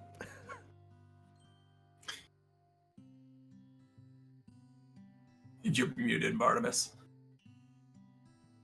Sorry, Wander scuttles through the door with Council. You go through with him behind him? Ah, spider!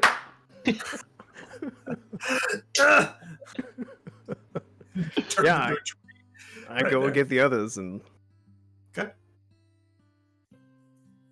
So if there is a opportune moment where Council is in a hallway where no one else is around, I pop back into my tree form next to him. I'm like, Council tries to poke a face within his mask, but that never gets old. He's thankful you can't see his face. I apologize. I certainly wasn't attempting to eavesdrop. I was just... There's been some weird stuff happening over the past couple of days, and I just wanted to ensure that you would be safe, or we could intervene if necessary if something went pear-shaped. If I wished it to be private, I would have mentioned before entering the building. Your thoughts were well placed, Wanda. Excellent. I like that you said you didn't intentionally mean to eavesdrop, but isn't that literally what you were trying to do? Corporate Barnabas's corporate ease is improving. That was the whole point. All right.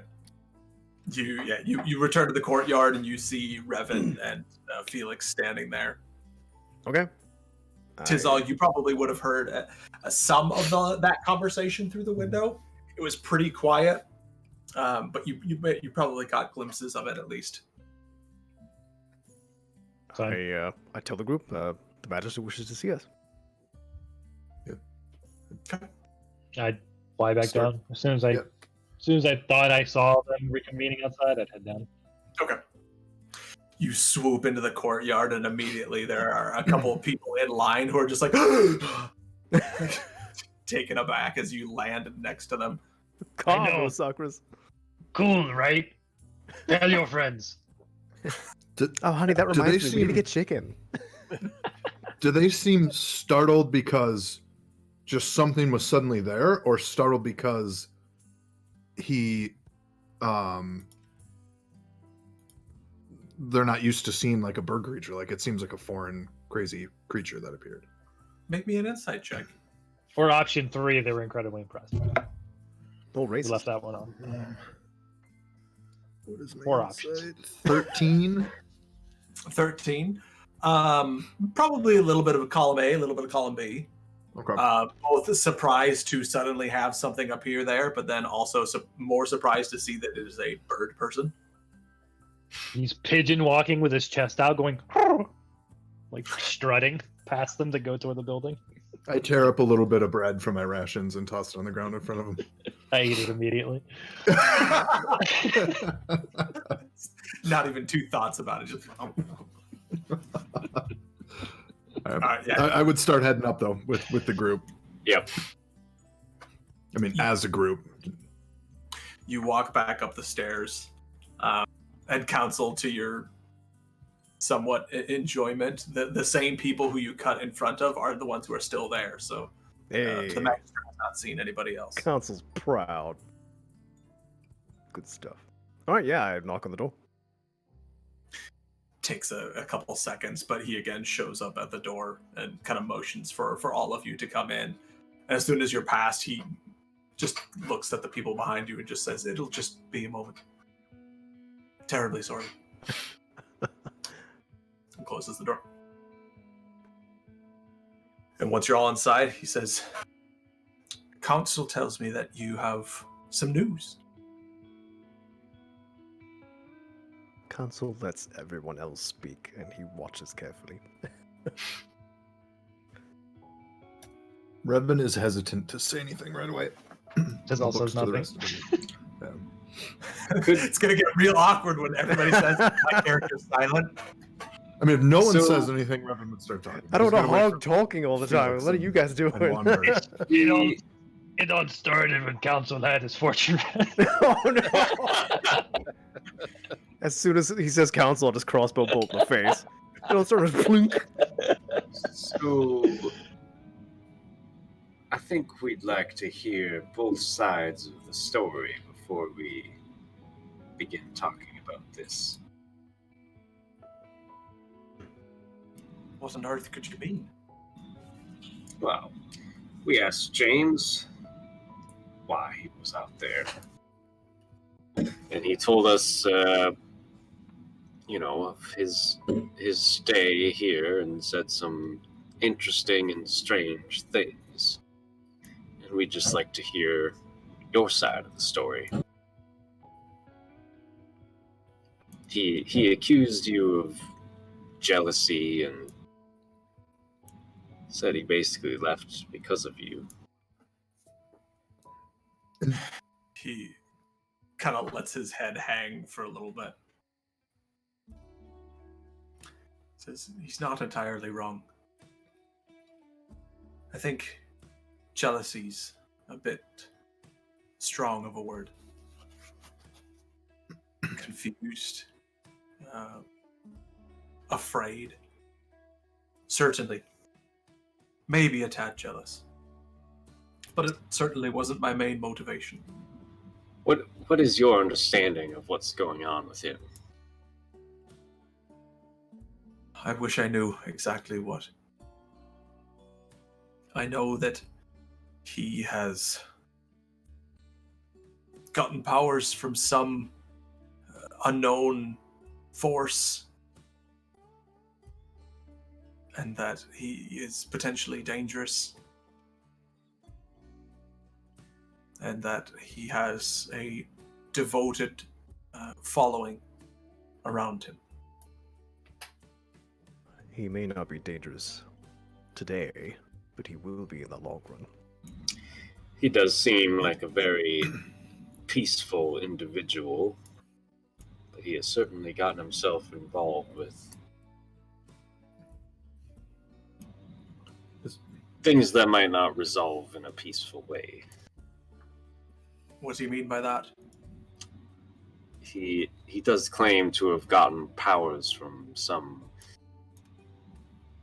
sun god. Noon. Yes.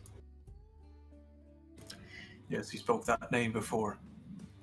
Did And we well, learn they were brothers from Alabaster or from James? James told From us. James. Yeah, from Yeah. Okay. Oh yeah, forgot about that part. Yeah, Didn't because tell I us was this. like, wait a minute. Well, that was new information when we were out there. Did he say anything more of this? He said all life came from Noon, but Noon did not willingly give this life, and Noon wants it back. That's the troubling part. Similar nonsense to what he was saying before. It seems pretty outlandish, but it also seems pretty dangerous as well. I would not give merit to his words. Were it not for the supernatural knowledge he seemed to possess, and the powers he has. If it weren't for those two factors, then I would dismiss him as a standard cultist. His connection with Noon seems legitimate. I don't know that I'd call him a cultist. That seems to not be...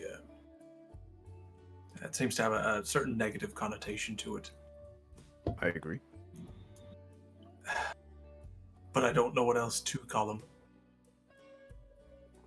Brainwashed, similarly, has negative... He's gone too far down some rabbit hole. You are being very careful of words that are negative of people you cast out of the city. Why? Certainly he told you of our past. Aye, and that your brothers. That would be the past that I'm referencing. He told us you imprisoned him. Is this true? Depends on how you define imprisoned. I held him for questioning. That sounds like a form of imprisonment. Can I do a... Is he lying? Make an insight check. When someone within the city suddenly gains odd supernatural powers, attempting to understand quickly is the logical way to go. Could you imagine if he was still here, Hard to read. gathering more and more of his followers? That's exactly right. I don't question your motives. And if there is legitimacy to his claims of working with Noon to reclaim the life that was stolen, then giving him more followers is one of the last things we want to happen. While we are out doing other sorts of business, if there's any way you can keep an eye on him and be very careful about... I imagine he wants more followers, and the best source for that is here. That's right. So I don't think it would be too far-fetched to imagine he has people here. How many were in the village with him? Do you know? Probably about 15. Between 10 and 15. That's about what left with him. So at least he's not growing in power. Or in followers. Whatever you may call it. Whether or not his intentions are malicious or not, I think the result of his ambitions will not be good. Did he make any mention of Lady Margaret trying to work with her at all? He mentioned that some other human leaders are being targeted and have been killed, and that was the price of their power. but no mentions of Lady Margaret. Did he mention where he got that information from? All information seemed to come from Noon. He is in contact with some of the Dwarven. They bring supplies out. But the Dwarven also keep to themselves. At least back when I lived on the pillars as a young boy, there were Dorn out there as well. Do you think that it could be those Dorn?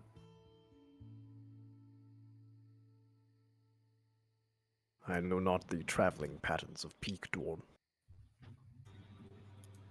I imagine they're Dwarven who live in the mountains. Did any of them come with you when you traveled from the pillars? Not at that time, no. I can't recall any coming in through this city, but certainly there's a lot of shoreline. A ship could end up anywhere. What does it matter if they're from the pillars or from the mountains? If they're from the pillars, potentially they could be working with Lady Margaret. They seem to come from the west, so it would be difficult to say, but unlikely. All right. Well, that doesn't seem too bad. His said- motives... Go ahead. No, please. His motives are to potentially end all life. But That part seems bad, don't get me wrong. I did not sense malice from his words.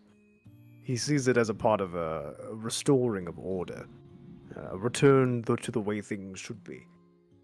Very dismissive of the gods and their plans, as if it was some byproduct or an accident, and this Noon was a higher power above all else.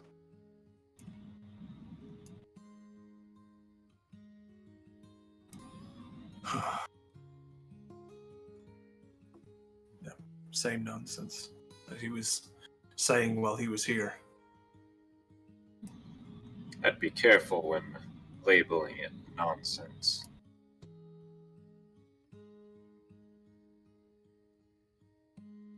Master Dorn, don't be insulted. But as much as you know about stone, I know about everything else.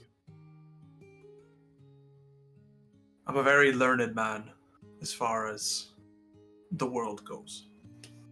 And he kind of motions to the books on the shelves behind him. Any knowledge that's been lost to the pillars has found its way here. And I've read every bit of it. There is none else besides those gods that we know. And if there is some Noon, I don't know what it is. Certainly not a god. Well, there are 3 avenues that I can see in my mind. One is he's making this up. This is some sort of charade, and his power is gained elsewhere, and he's doing this to gain followers and power. 2, he has actually been contacted by some entity that calls itself Noon, on a cosmic level higher than the gods that is just now making itself known. Or 3, something else is claiming to have sovereignty over life, to be this creature, this entity as the sun, but is not actually that. It may have more malicious intent. We don't know, and I don't think we can know. Right now, at least. Did you actually see a demonstration of his power when you were there? He spoke of things in my life, in my past, that there would be no way of him to have known unless either the man I trust most told him, which I doubt, or my fellow travelers in the last 2 days found their way to tell him. Otherwise, there's no way for him to have known. Hey, Dad. Dad. He certainly does have some kind of power. But I'm not sure from whence it comes.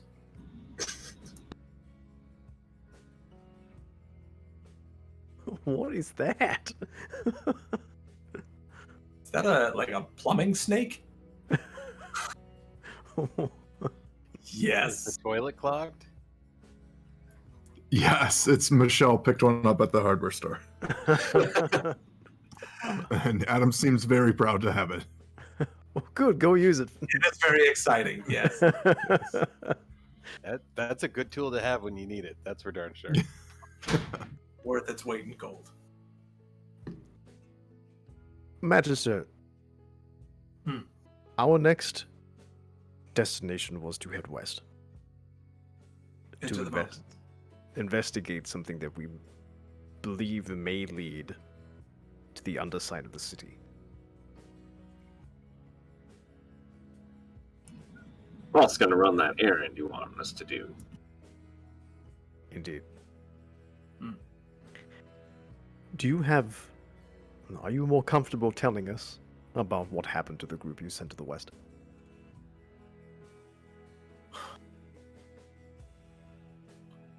I don't know exactly what happened to them. Just that they haven't come back. And their collars aren't moving. Why were they there? Merely to trade. With the Dwarf? That makes sense. As you can see, and he kind of motions to the urn that he had shown you earlier, or that he had pulled the alchemite out of. He says, we are running low. And with the increased populace that we've spoken about, I'm not sure what to do. What was it you were trading with the Dorn? That was for them to figure out. I merely sent them to get more. Whatever the Dorn wanted to trade, they were to find a way to accomplish it.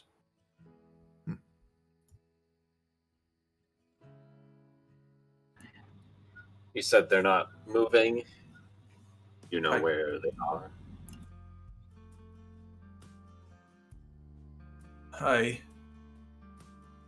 They're about a half day's journey into the mountains.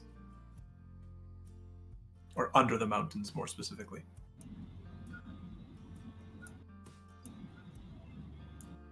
You think if we were just to head towards the Dwarn, we would possibly find them? How are we supposed to find some missing adventurers in the depths of the mountains?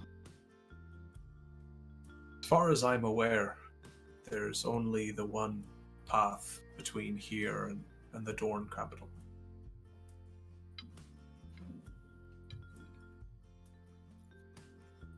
And I feel I may be able to help lead us a bit.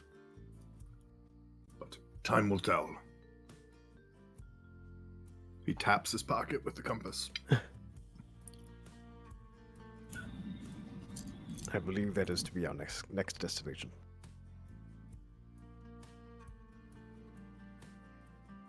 I will say,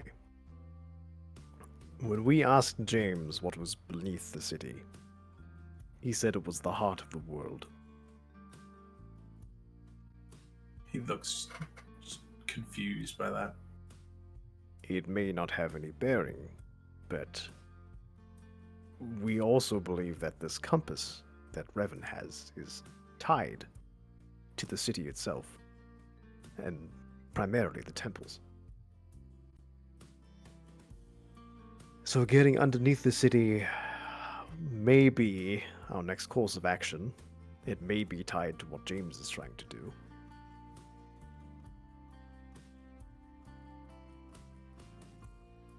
This gives me an idea. Tizzle, do you think that you could scout out over the ocean? Yes. Why? To see if what you could see from the sky from a safe distance. Any of our ships that we send out into other parts of the city are at danger from the beasts that lurk out there, such as the one that took down the ship that you came in on.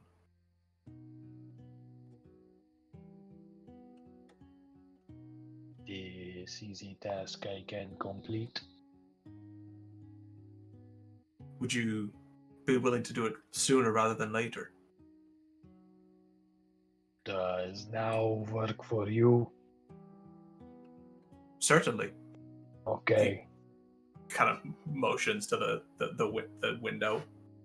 I'll be back. He flies. Okay. You are asking him to find any immediate danger for these ships? No, I'm hoping that if this claim that the heart of this world is to be found out there, that your winged friend would be able to see something of it from the sky. If it is beneath the city, and that part of the city is beneath the ocean, it may be difficult, but there may be merit in it. If the request is to find some of the creatures that sunk our ship, I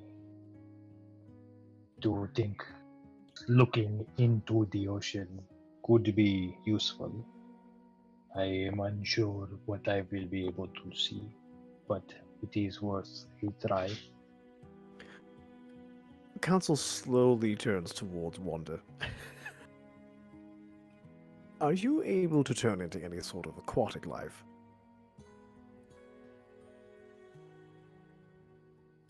At which Well- point, the Magister also looks at Wanda. Wait, Kind of is high. going in the water a good idea at this point? I don't think it is, but I want to hear the answer to this question. I share the same misgivings that perhaps being a fleshy skeleton thing in the water right now appears particularly delicious, and I'm not quite sure that's the path I would like to take. There's always a bigger fish. Understandable. Perhaps if we get desperate. There are rarely larger birds, so I'm gonna go. I'll be back.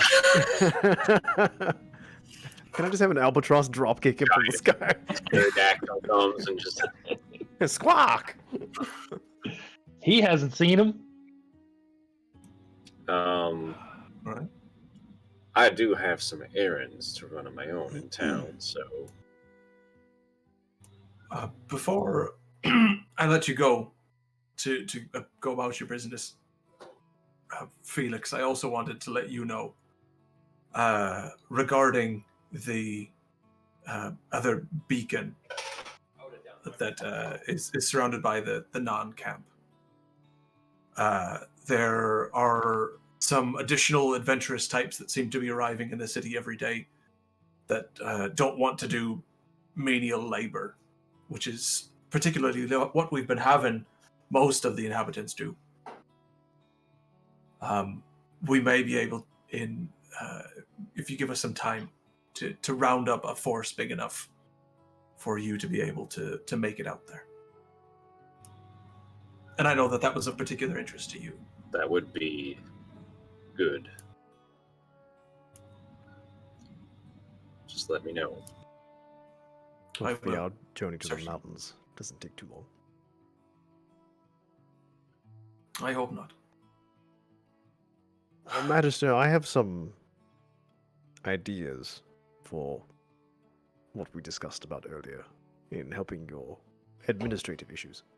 I Mm. will write up a plan and present it to you either later today or tomorrow, if that's all right. Absolutely. I take any help that you can offer. That's why I sought you out. Very well.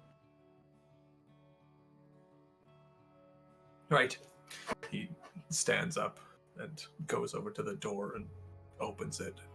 Kind of motions for each of you to leave. And apologizes to the people who are waiting. Invites them in. Yeah, council gets up and leaves. Yep. Tizal's going out the window. Yeah, he's going out the window. Pew. So if just for my own records, do you want me to actually like write up a plan for how council imagines that the whole city thing could run? If you'd like to. Yeah, Sure. sure. Okay. Just come up with a basic government. You still Yeah. me as dictator, and then You pronounce me God King. God Emperor Council. I am the God Emperor. That's the end game. Let's start small, one city. A man of 3 titles. He reveals his real name as Brachus Rex. Oh no. Gog Van Dyer. Felix is gonna head to Captain Reichert's place first. Okay. Council's gonna go check on Joan, the blacksmith lady, see how Okay. she's doing, and then he's gonna go back to the Wolf and Hound and start writing. Okay. Wander and Revan?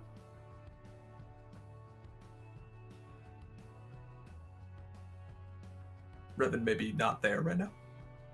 Yeah, perhaps. His toilet's clogged. I was listening. I just had to pee really quick. I had my headset in, but I was muted. I'll tag along with council if that's okay with council. Go talk to Joan. Yeah. Brofist. Sure. Are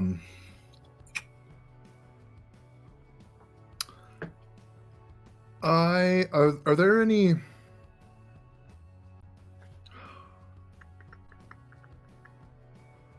Are there any shops near? Okay, of course there's shops.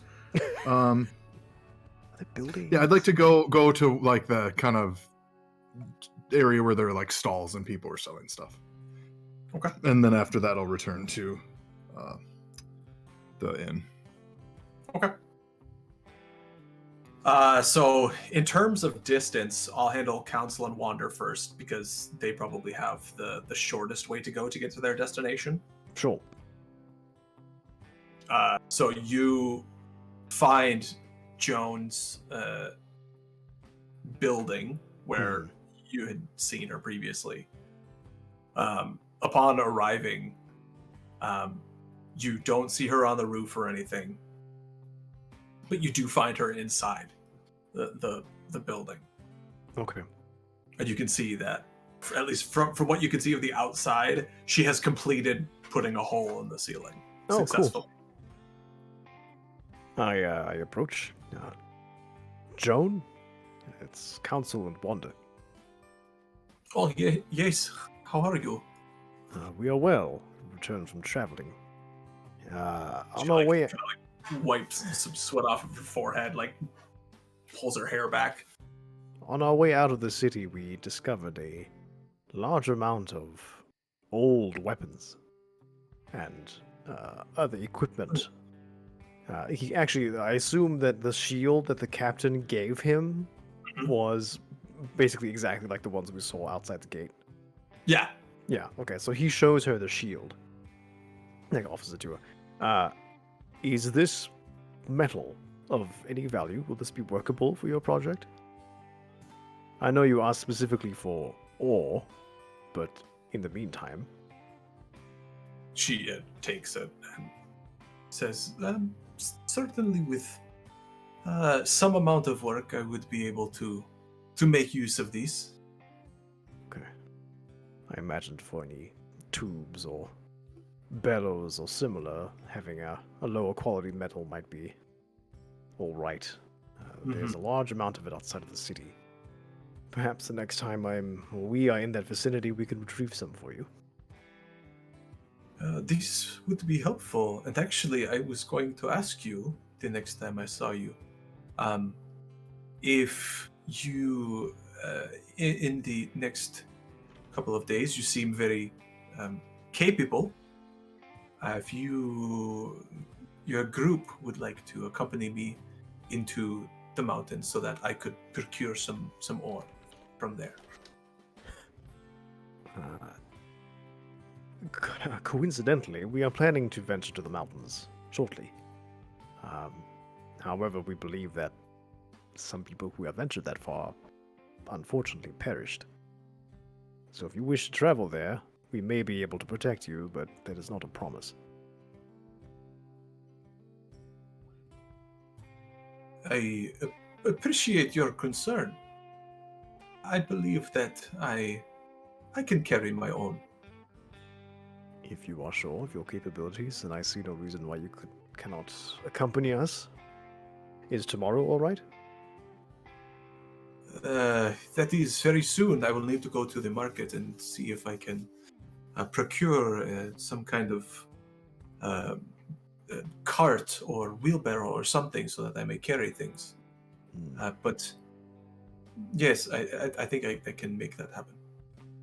We are in no particular rush, but the sooner the better. All right. Assuming that I can get these things ready by tomorrow, should I find you at the tavern that you have stayed at prior?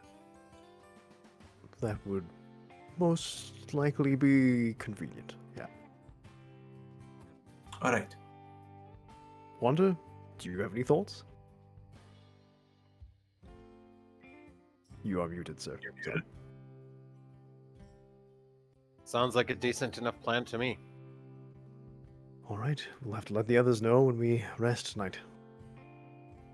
All right. This morning. I don't know.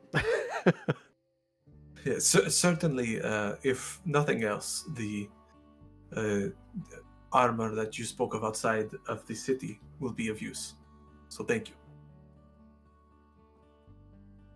All right. This guitar always reminds me of Everybody Hurts by REM. Every time I hear it, I think that's what it is. It reminds me of Wind Waker. I don't know why, but this is the ocean and the gentle guitar, and I don't know. For me, it's Linger. Oh, Linger. Wow. Great. I can see that. All right, yeah. Council says goodbye and wishes her a pleasant day / evening, however this town place works, whatever, and heads back to the tavern. Okay. On our walk back to the tavern, I chat with Council just a little bit, and I say, "So, I have to ask you a question. Part of my journey away from my people was a realization that they don't keep records. There is no written language amongst my people, and I realized that this brought me a type of sadness, knowing that there were events and deeds amongst the Torn that would happen and then be lost and never recorded, and that seemed like a shame to me. So part of my reason for venturing away was to perhaps learn a language and attempt to begin to record the history of my people. Are you asking me to teach you how to write, Wanda? Interestingly enough, I almost asked you this question a couple days ago. Now my question is, how often do people end up with everything around them filled with desolation and their memory erased when they read? Because this makes me believe that perhaps my desire to learn how to read and write is dramatically misplaced. You can see Council pause for a moment as he delves into his own mind, trying to suppress his laughter.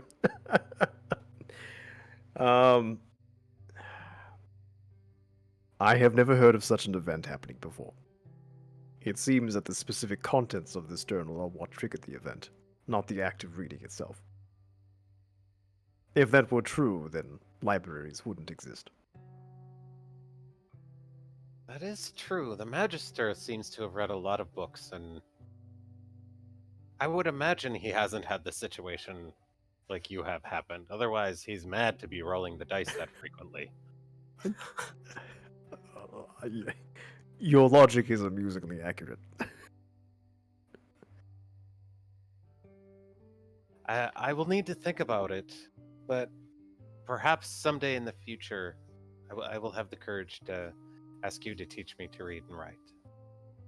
Perhaps a compromise. I don't imagine you traveling with a great deal of books and diaries to track the events that you experience, but another way to record your thoughts and a way to remember them and to share with others in a simpler manner may be an option. A code, perhaps?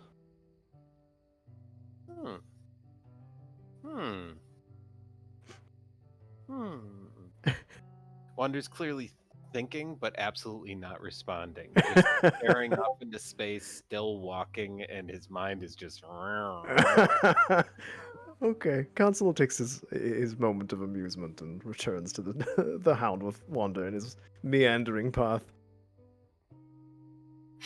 Actually, Spencer, Council knows 3 languages. Of Okay. the 3, are any of them more compact? Like in some Asian languages, you can write a single character and have a lot of meaning behind them. Whereas in English, you have to. Which ones you know? He knows Hune, Eln, and I think Aran. This the 3 races that were around the city.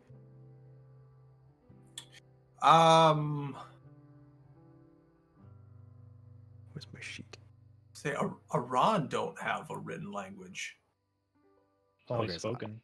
Yeah, okay, so they don't. So it'll just be Eln and Hune then. Yeah.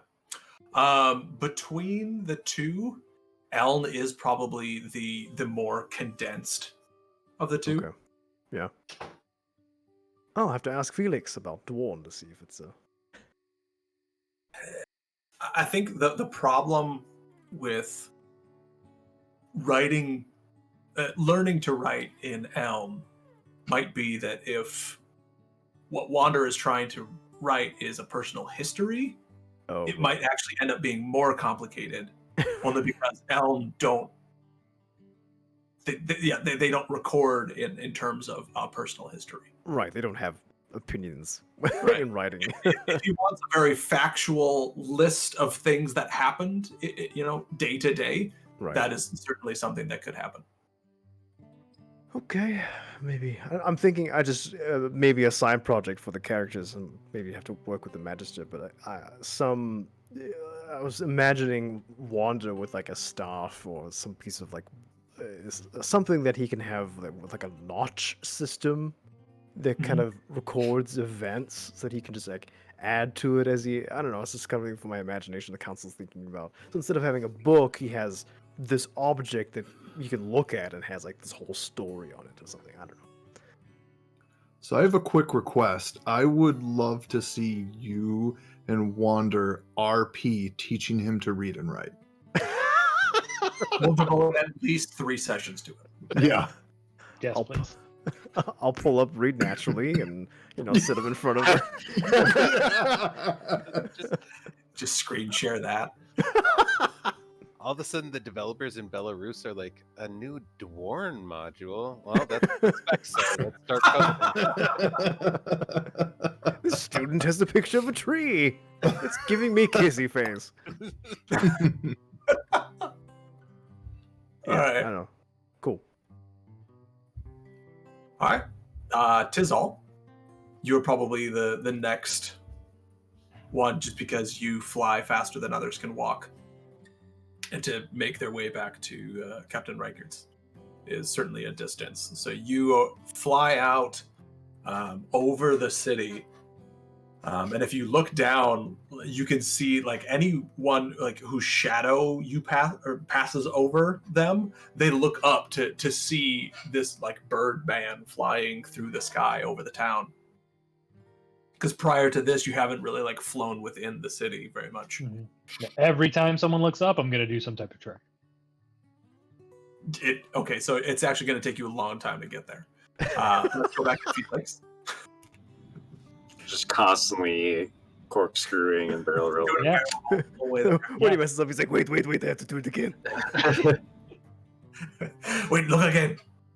Okay, so you showboat a little bit on your way out there, but you're still able to make pretty good speed just by how fast you can fly.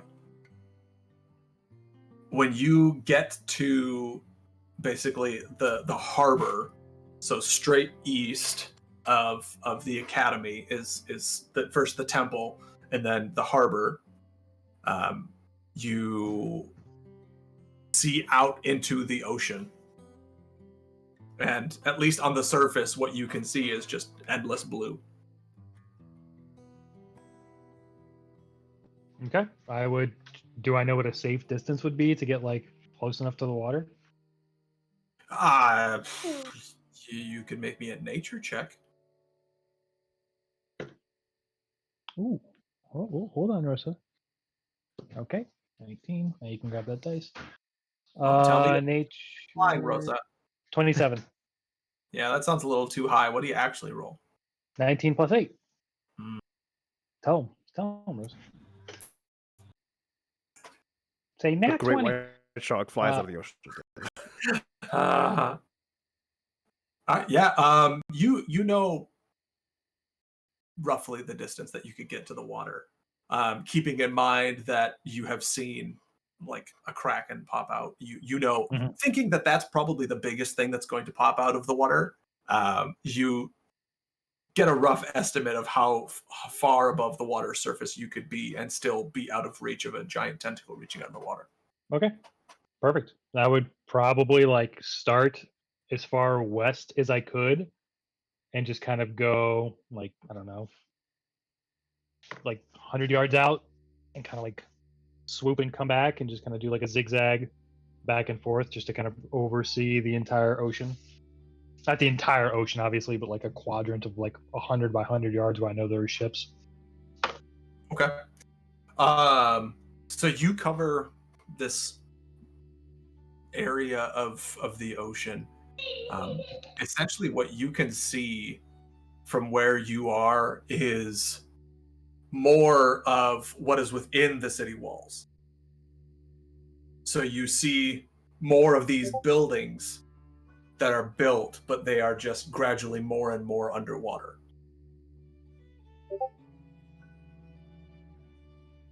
And do I see any ships nearby? You can Or see do I need to go further? There are ships that are like coming in and out of the harbor while you're doing this. Okay. Because he specifically asked me to survey what might potentially put their ships in danger, right? No, he was more looking for some kind of verification that there is like the heart of the world or whatever underneath the city, if that is what is underneath the city, or if there's any sign that there is something underneath the city.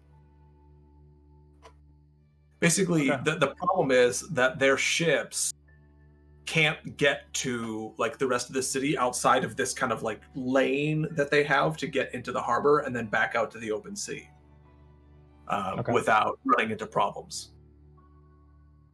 Okay. All right. Well, I guess so. Knowing that, then I would probably focus my efforts to kind of check that area out specifically, like in exactly what is potentially keeping things out. Okay. Is there any like line that you're following? You're just kind of like flying out into the ocean. You're flying back. What's your pattern? So it sounds like it's more of a barrier potentially, like a barrier between the city itself and like the incoming ships. Is that accurate? Did I understand that right? Like along the coast of the city, or no? Not exactly. Okay. Um, Sorry, I'm halfway distracted because Rose is running around. That's fine. I was like, we could come back to you if you'd like. We can go to yeah. Felix. Could we actually? Yeah, Sorry. let's circle back to that. Felix and Revan, then. Wait, Revan, were you also going to Captain Riker? I don't remember. Or were you just going back to the tavern? I wanted to go by the stalls, that's right, but actually, now that you mention it, I would probably at least stop by with Reichert, with Felix to Reichert's first. Okay, so Just you would especially knowing my past with him. Okay, so you basically make diagonally southeast from point 3 on the map down to that like first block, and then beeline it over to Captain Reichert's place where you formally seen him with Felix. When you get there, you can see that the crew is all there, and it looks like they are like packing, like getting things ready to go. And so they don't really notice you walk up until you are like on top of them, basically.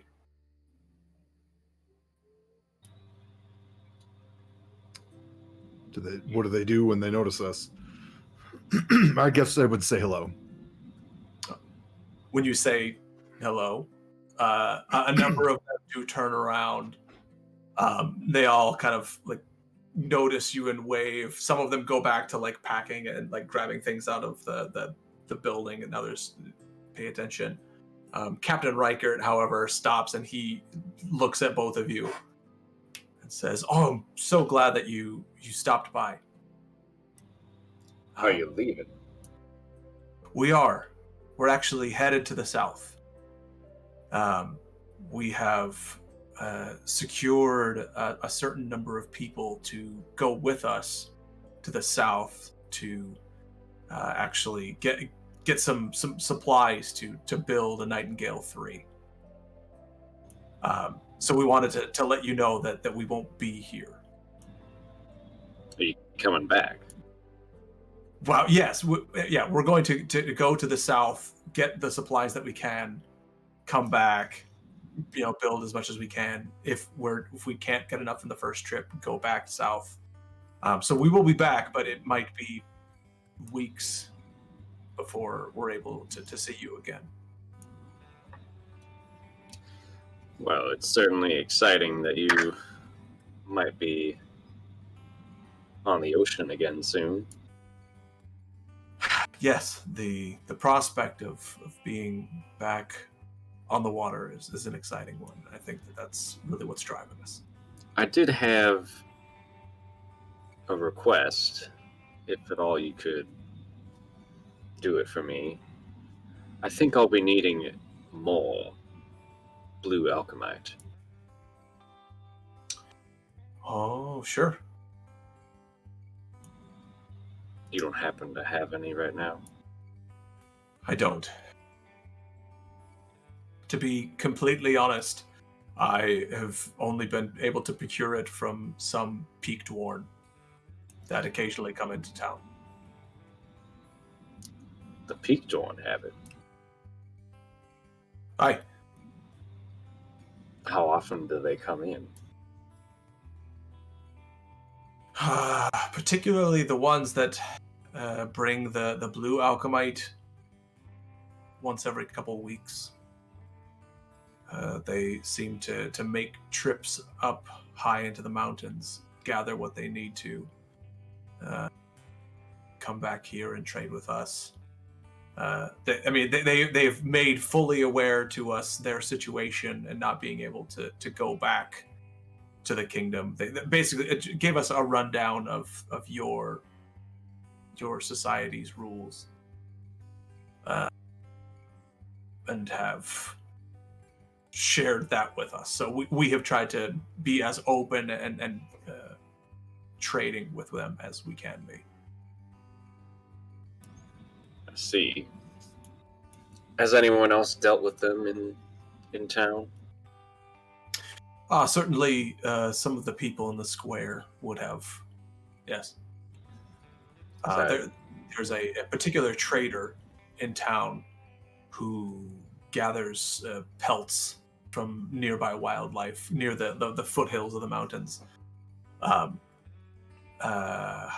What is his name? Goes by the name of Uh, it's escaping me. I'm sorry. You'll find him though. The if one, you look one trading pelts. trading pelts. I'm sorry, I don't remember his name. He would be able to tell you, or he might even have some. I'm not sure. So I would like some more, and I don't plan on staying around often. All right. So having someone be able to be here when those Dorn come in would be useful. Yeah, I'm sorry we can't help you with that, with our own stuff to do. Oh, it's fine. I would like to have a word with Carrie. Oh, that's right, about your the thing, right? Yes. Let me go get him. He goes inside the house and comes back out with Carrie. Carrie, upon seeing you, kind of just walks up and like gives you a big bear hug, like in your. And then he just takes a step back and like admires the suit, does a full walk around it, of course not saying anything. Just kind of.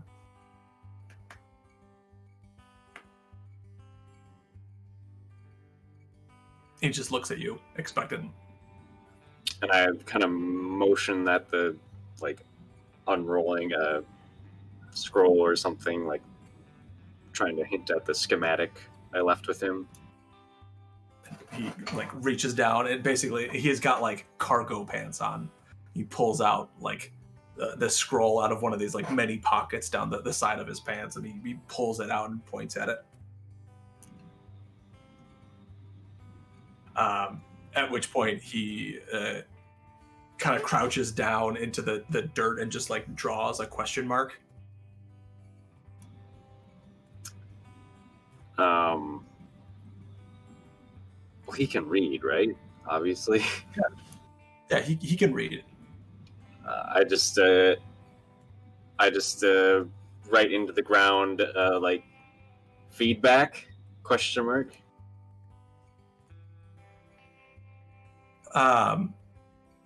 At which point he flips over on the back side of the scroll, and you can see that he's made like a bulleted like list of things like this. Like if you wanted to build something that would hold this kind of like level of explosion but keep it at this size, you need like this dense of a material, like strangely like alchemaic in its prescriptionary fashion. Nice. Felix gives a big, like, approving nod. And then he writes in the dirt, "I will build it." At which point he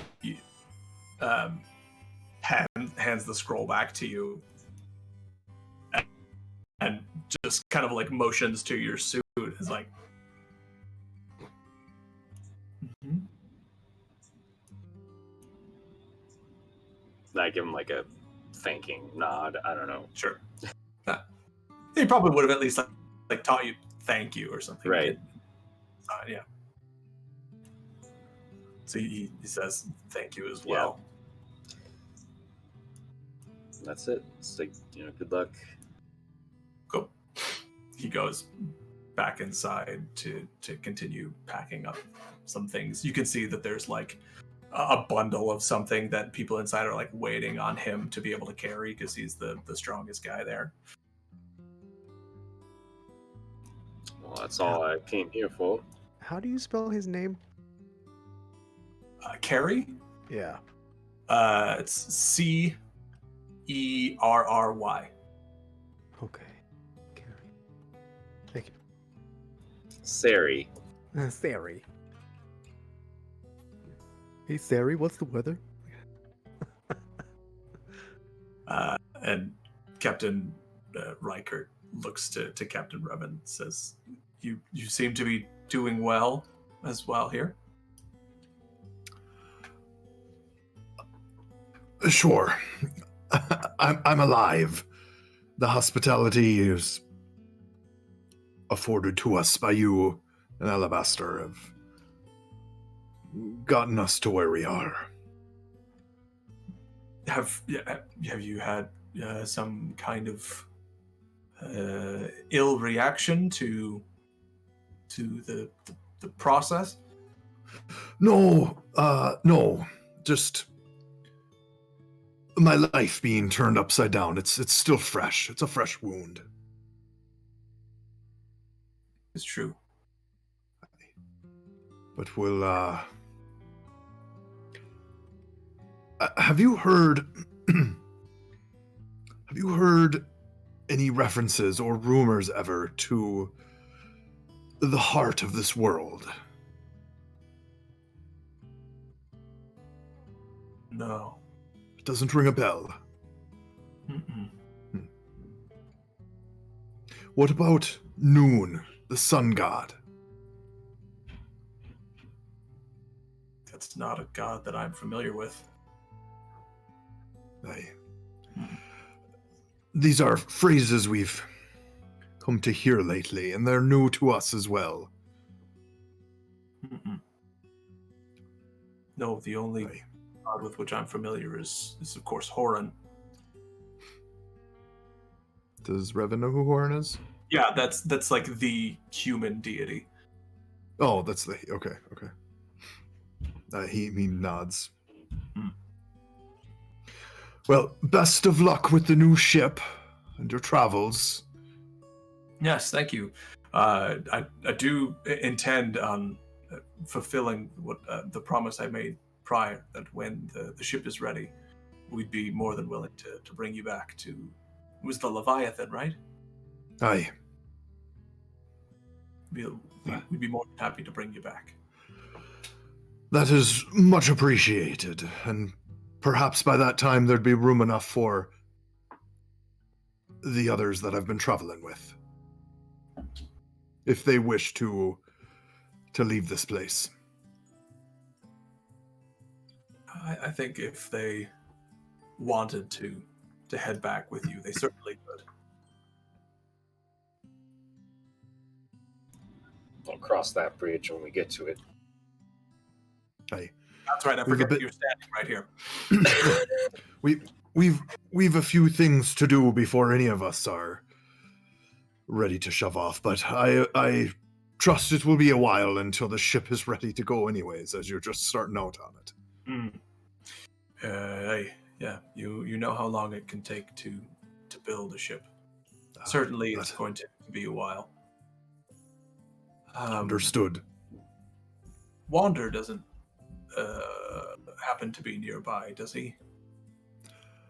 Would you mind? Why? Wanted to use him for some boards on the ship. No. Just kidding. I don't say that. Certainly, we did want his blessing in it. And I had a couple questions for him, actually, about his kind. He is here in town with us, and we should be seeing him later today. We could let him know you've requested to speak with him before we leave town again. I believe, which likely tomorrow we'll be heading west on another adventure. Hi, we'll likely be heading off right about sundown tonight. So if you could send him our way, that'd be great. I will pass along the request. It will be up to him to do as he pleases. Thank you very, very much. Aye. If you've got nothing else, I'm going to get back to packing. Okay. Revan reaches out to shake his hand. Yeah, he shakes your hand. No problem. Right. That's all Revan wanted to do here. Felix is probably going to head over to look for that trader. Okay. Yeah, since Tizal's not back yet, well, you guys, are you still wanting to go to the market as well, Captain Roman? Yeah, but when we get there, I'm not in a rude way, but he's not going to still go with Felix to find the trader. He's going to, kind of go off on his own to do his shopping, so to speak. Yeah, you guys split up when you get there. That's normal to do when you go to the mall, whatever. And Felix basically just wants to, first see if this guy, first see if he can find him. and then see if the trader has any blue alchemite, and if he doesn't, to kind of put in an order, next time the Peak Dwarn come to try to get some.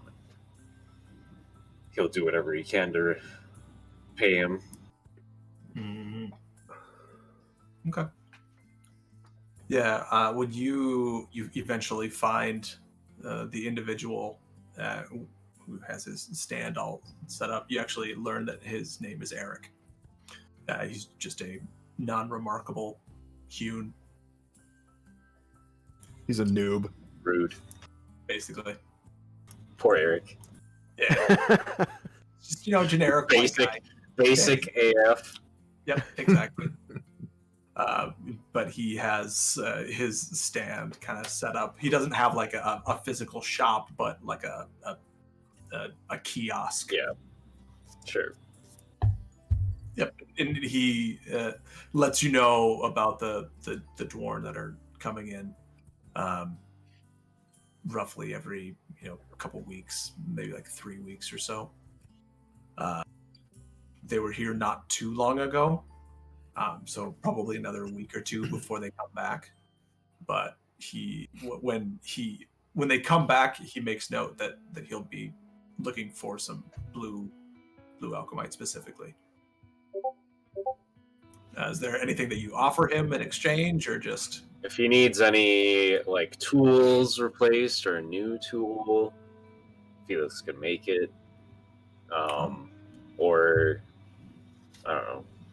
Any if he has any requests, Felix can see what he can do. He does have a the leathers that he makes. He has a number of like tools that he uses actually for leather working from the hides. And so if you wanted to give him like a new set of, or find him a new set of leather working tools, he would accept those. All right.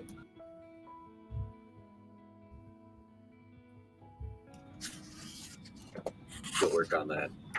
Okay. Revan, what are you doing when you get to Mark?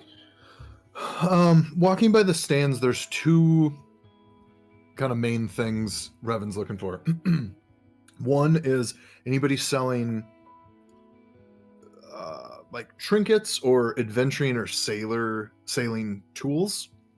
And if the stand has that, he'd be perusing them to see if they had a similar D or the delta kind of symbol as the compass and the bells. Oh, okay.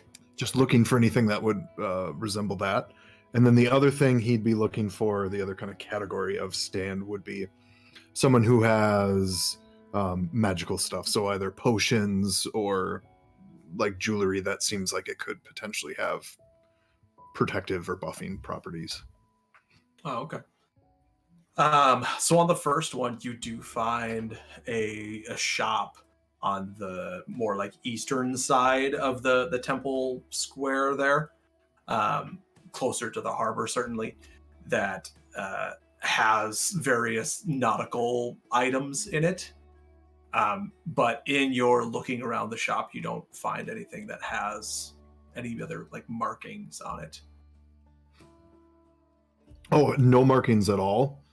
Not even. And not the same markings as what you have.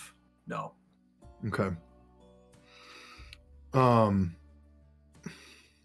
Just having a general conversation with the shopkeeper.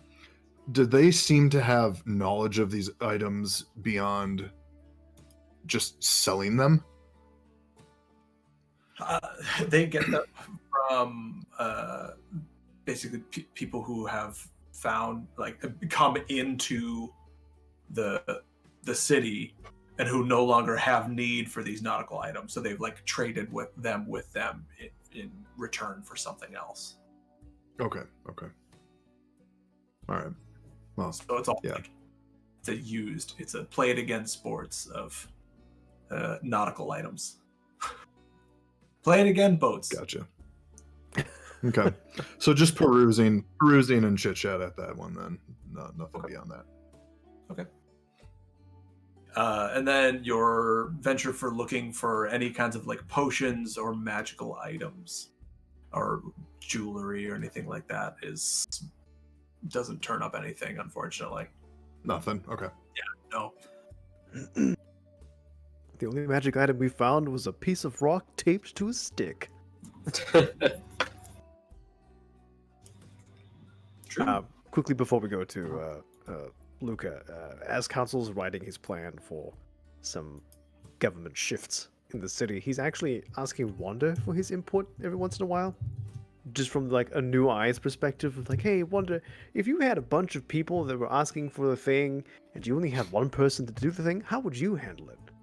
Just kind of getting the eyes of someone who's never been exposed to government just for fun to see if there's any crazy simple ideas, you know, bringing him into the conversation, organizing people. Okay. Yep. Wander absolutely loves the conversation, and his answers are always compassionate, mostly primitive, and very rarely barbaric. Okay. What happens if somebody steals something? Well, you kill them. Obviously. Everyone Firewood. knows that. Right. I guess it wouldn't be firewood, it'd be fire person. I don't know. Wood, flesh, they all burn at a certain temperature. Mm-hmm.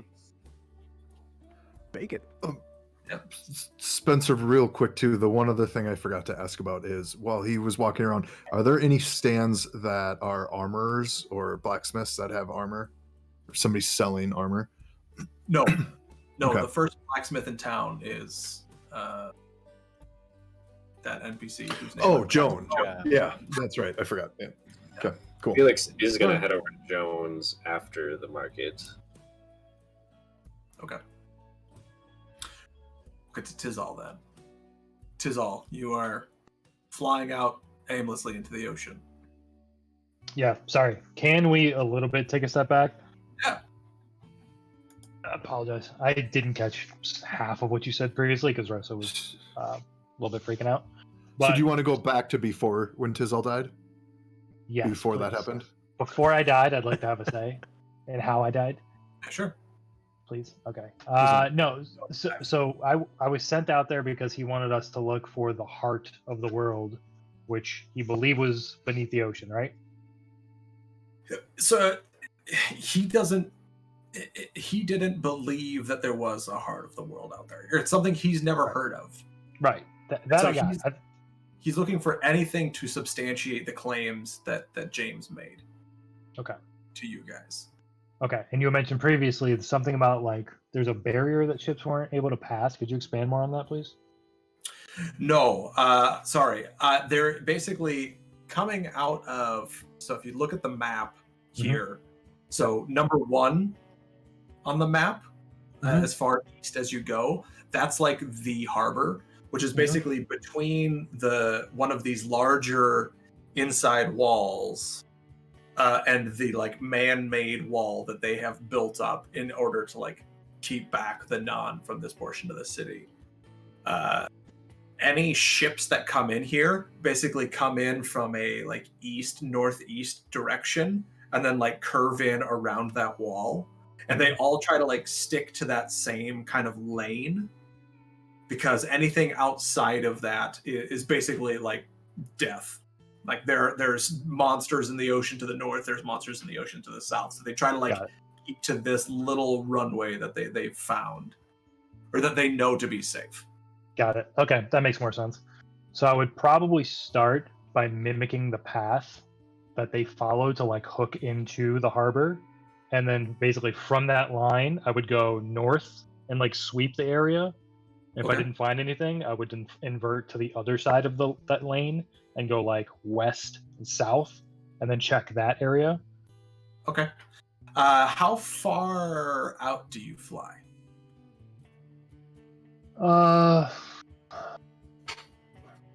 Let's say to like the edge of the map here. Okay, so like basically if you drew a line out from like C to where it would meet like the line that's going straight north. Yeah. So like out that way. Yeah. Okay. So you're a ways out there. You're a couple miles out to sea at that point. But the basically the same incline that the beach in general is at, like outside the city, is what continues throughout the city. So even though you are miles out at sea at this point, it's not terribly deep. Like you can still see some of the things that are underneath the water. Go ahead and make me a perception check.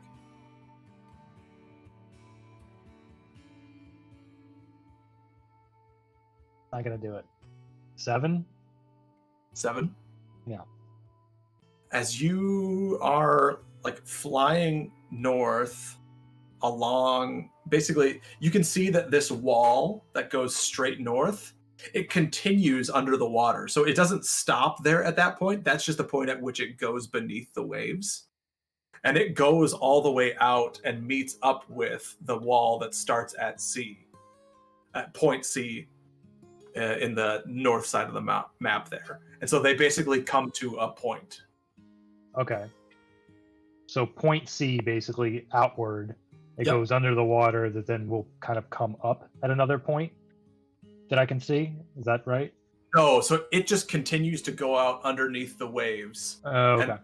And at point 1 that's going north, it also goes out. So there's a kind of a not acute triangle, obtuse triangle. Is that right?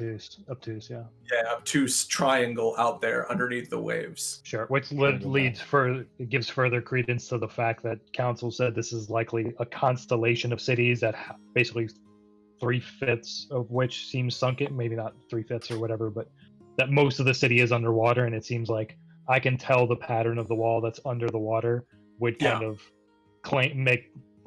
confirm that assumption.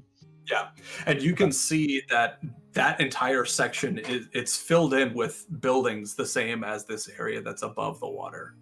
Sure. Okay, so then I would probably continue on and try to like fill in, like basically make the shape of what I believe is the city. So just go like around the whole thing to see if like I can tell you where all those obtuse angles or whatever, like where all of those meet to form like the whole city. Does that make sense? Yeah. Okay. Make me another perception check. Also, are you going to be continuing north first, or are you going to be heading more out? I would say I would want to get to the most northern part.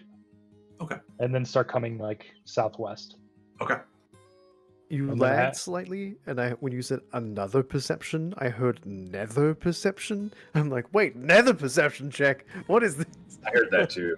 It's a special thing that only birds have. Bird people have. Others. 11. Okay.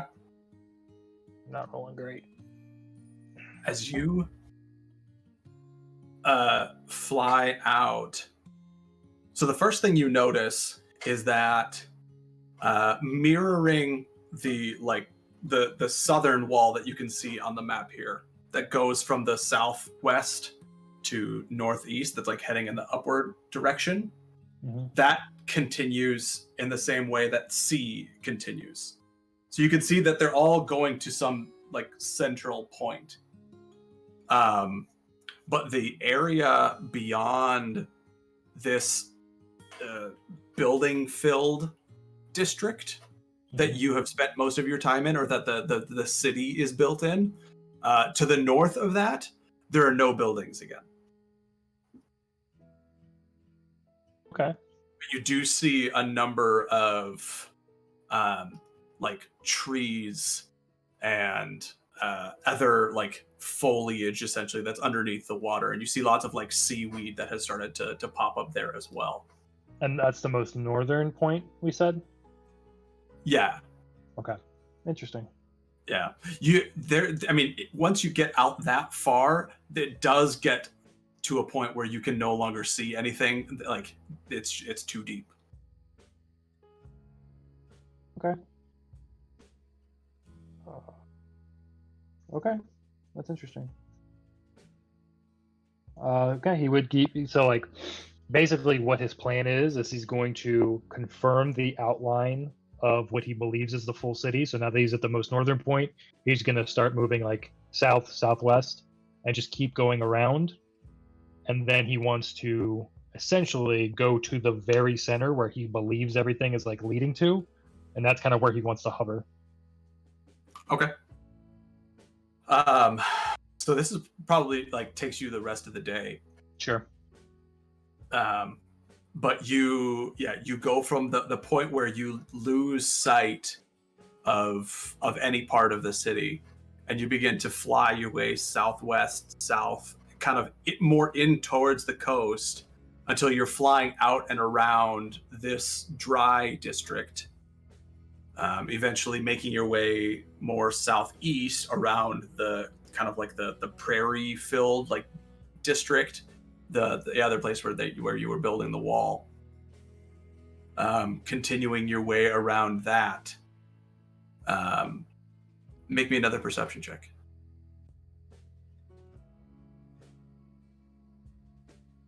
13. I'm rolling like absolute poo-poo. Okay. 13, You're able to see just beyond this other district, if you want to call it, or quadrant, even though it's not a quadrant. Call it a quadrant anyway. There is another quadrant, kind of confirming this idea that there is some larger structure here, and that this is split out evenly amongst them. Even though you, from how far out you can fly and still be able to see, you can't see anything past like those four essentially. So there's the one that's more northern, covered in more plant life underneath the water entirely. There's this dry one. There's this kind of like prairie-ish one, and then there's another one that's covered entirely in water. Okay. And then you're not able like to get to the outside of a structure at all. Sure. Yeah, So I would then follow into the middle. I would try to find the absolute middle and Okay.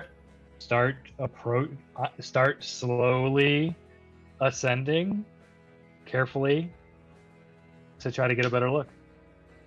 Okay. Make me another perception check. Roll high. Roll high. Ooh, 19. There you go.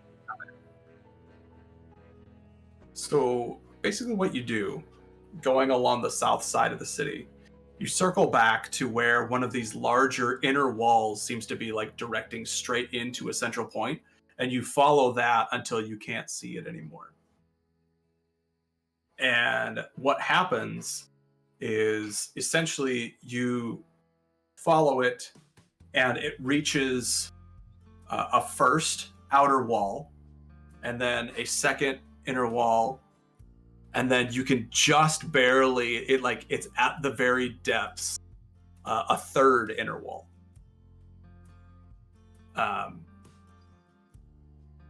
When you say, so could you, I don't know, maybe paint me a picture? Like, I guess these inner walls, would you say I follow one wall in? Say again? Can you see my mouse at all on the screen? No. No. Okay. I did when you had it as a magnifying glass. Are these like repeating, like not pentagons or hexagons, just like this? Because this looks like an angle that continues in a pentagonal shape. We'll say. Right. Yeah. Is that just like repeating in smaller variants toward the center? Okay. Yeah. I can picture that. Larger hexagon shape on the outside, and then roughly 4 miles in from that, there's a smaller one. And then about another 2 miles in from that, there's another small, 3 miles in from that, there's another smaller hexagon, which you can see basically like the dry side of it and the prairie side of it. Got it. Okay. That makes sense. Too low beneath the waves. You're not able to see anything. But at that point, you can see just darkness. Like it's what you can see of the city, you can see that there, even though it's dark and you can't tell out any details of it, you can see that there's something there, right? But in that portion, like right where you would believe the center to be, it is just dark. You don't see anything. Am I underwater right now? No, you're not. Are you underwater? Well, I was ascending to get closer to see if I was like. My plan is to, if I think it's safe, swoop in and get a look underwater. Like kingfisher dive? Yeah. Okay. Make me a survival check. Okay. Would you say I have advantage on this? You've been flying for like 8 hours. You're getting tired. You So- definitely don't have advantage. Natural 1, but an 8? Oh no! I think it's a good idea to dive down there. Okay. You dive down and you see it. You can see more detail at this point, at least. That yes, confirming what you saw from above the waves, that this structure does continue out all the way underneath the water to form an enclosed center. But this center, you cannot see the bottom of it. Okay. And then you hear from beneath the waves just a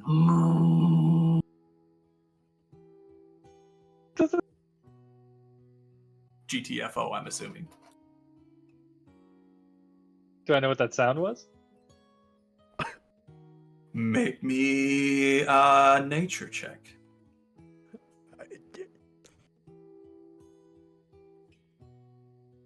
No, don't close my PDF.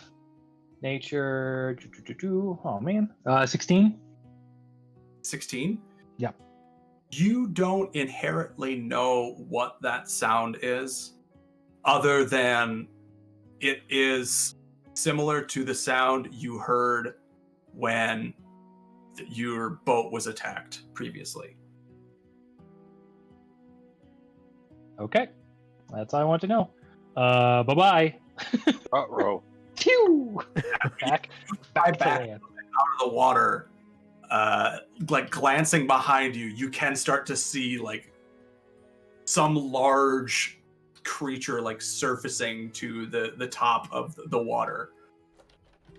It almost looks just like a boulder, essentially, like coming up out of the water, like the water rushing off to the sides.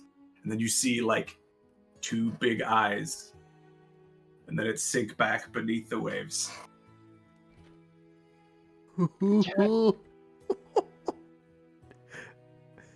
Yeah, and you fly back to the city. Tizal's no longer Wander turn into something that swims. The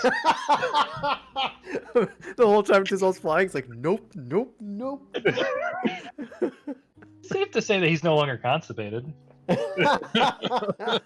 That's how he got out of the water. Just pee pooping the entire wave. Boom. Oh god. So wait, two big eyes, like the head of something, like not Kraken-like? No, exactly Kraken-like. Oh, Yeah. okay. Well, we know where one is. Dope. Yeah, he would probably go back to the Wolf and Hound immediately, knowing that's kind of the rendezvous point. Okay. Maybe Revan has a secret ability to tame krakens and use them like pets and Yeah, minions. totally. You should find out. I'm sure if you swam out there, Maybe. we'll get you a canoe or a dinghy. Revan, it's I totally swim safe. faster than I can walk, and I can breathe underwater, so I'll just dive in there. Basically Jarrus, but a warlock. And so you Yeah. said each quadrant represented like different elements, even like from what I could tell, right? Like one was like a water quadrant, was a prairie quadrant, one was like a forest, like plant type quadrant, right? That's one conclusion you could come to. Okay. That's not The what the Kind of water is conclusion. very deep. if you can see beneath it. Or it's really clean. Caribbean Ocean, maybe. Yeah. It is visible to miles out. Even though it does get deep at that point, it is still very clean water. Okay. All right. Yeah. We go back to Wolfen now. Okay. Then Felix, you wanted to go stop at Jones. So basically, he's gonna see if, like, show her the schematics he has, and For see if the the gun. hand cannon? Yeah, Okay. and see if she has time to make the metal pieces of it, or if he could use the forge at some point to make the metal pieces of it. Yeah. So you bring that to her, and she first expresses how glad she is to see you, and says that she's planning on going with you guys into the mountain tomorrow. Okay. She says, upon returning, this is entirely within her wheelhouse. She is very knowledgeable in how to make like small metal objects. Does she even have a forge right now? She does not have a forge. That's why she's going into the mountain, is to get ore to make a forge. Gotcha. Yeah. So basically, once, and I mean, if Felix is in town, Felix can do it. But once the metal pieces are made, he can make the other pieces, because he's also proficient in wood carving. Okay. Yeah, so she says that. So, see you in the morning then. He heads out back to the Hound. All right. You guys then, you make your way back to Wolf and Hound. Everybody meets up there, I'm assuming. I tell the group that Joan will be joining us tomorrow as we go west.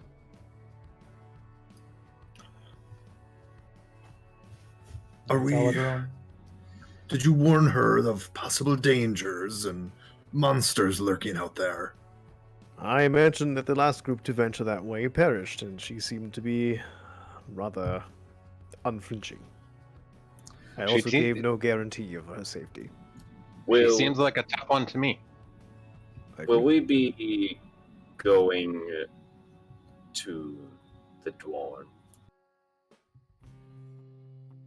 I believe our first priority is to discover what happened to the previous group. And I am rather certain that that will lead us to the Dwarn, one way or another. I would also like to see where the compass leads if I am to think of what lies beneath the city, the heart of the world. I have a feeling I have found what lies beneath the city. How did your scouting go, Tizzle? I was able to confirm your suspicions, Council. Indeed, most of the city is underwater, in the exact shape you believed it to be. Interesting. The wall outside of Oren is one of many that go straight into the center of what seems to be a hole straight down into what we were told was the heart of the world. I dove underwater and heard a sound familiar to when we were on the ship that was attacked by a kraken. Can I imitate the sound? Probably being a bird, you're able to. Yeah. I would make the sound. Okay. Anyone else in the tavern is just like, what the fuck? Oh yeah, he's not holding back either. He's doing it at exact like decibel level he heard it. Oh no. Some poor guy in the back of the tavern who's had previous Kraken experiences starts peeing down his leg and is like, It's Revan. He stabs his chest. Ah, boom. Blows up the tavern. Wouldn't be the first time. But we can't be certain that the heart of the world lies beneath the waves. When we know for certain, or we are quite certain something is locked beneath the actual town, beneath the dirt. And likely what lies under there is different than what lies under the waves. I don't know that a Kraken could be the heart of the world. I don't Considering- believe it's the Kraken. I believe the Kraken is protecting whatever is beneath. That may be some sort of entrance, if the creature of this size can fit in there and remain hidden. Perhaps to keep the Nan out. Perhaps. Or the gods. I wonder then if it leads to the same place that the doors that we found leading down also go. If they meet up in the middle. If what Wanda reports is true in other parts of the city, as the tunnel gradually leading downward, we may eventually encounter a tunnel of water as we venture toward the center of the city.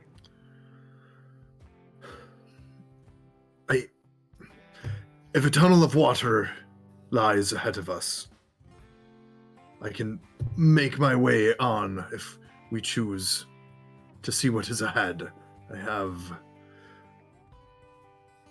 I'm quite comfortable under the water. Understandable. I'm wondering if, on our return from the west, we may need to... I wonder if we can extend dialogue with the coastal Nan.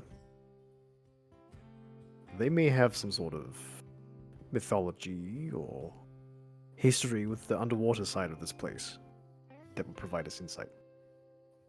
Assuming they live right off the coast, as their name implies. And assuming they don't attack us again. Of course. Those were the different Nan, I believe.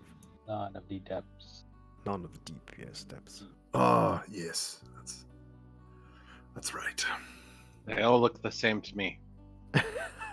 Whoa, whoa, whoa. You're a racist, sir. Wonder. Not cool. I'm just saying, I've only seen a few of them. They all look the same. All right. Wonder, time for Go ahead. before I forget, Captain Reichert wanted me to share a message with you. He had requested that you speak with him. I'm not sure what he wants. He said he's got something to ask of you. But I also let him know we were to be heading out of town soon, so the decision will be up to you as to what you do.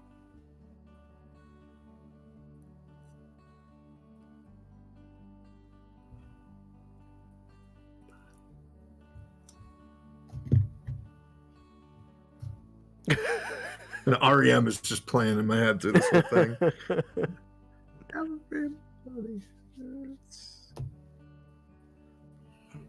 Wander?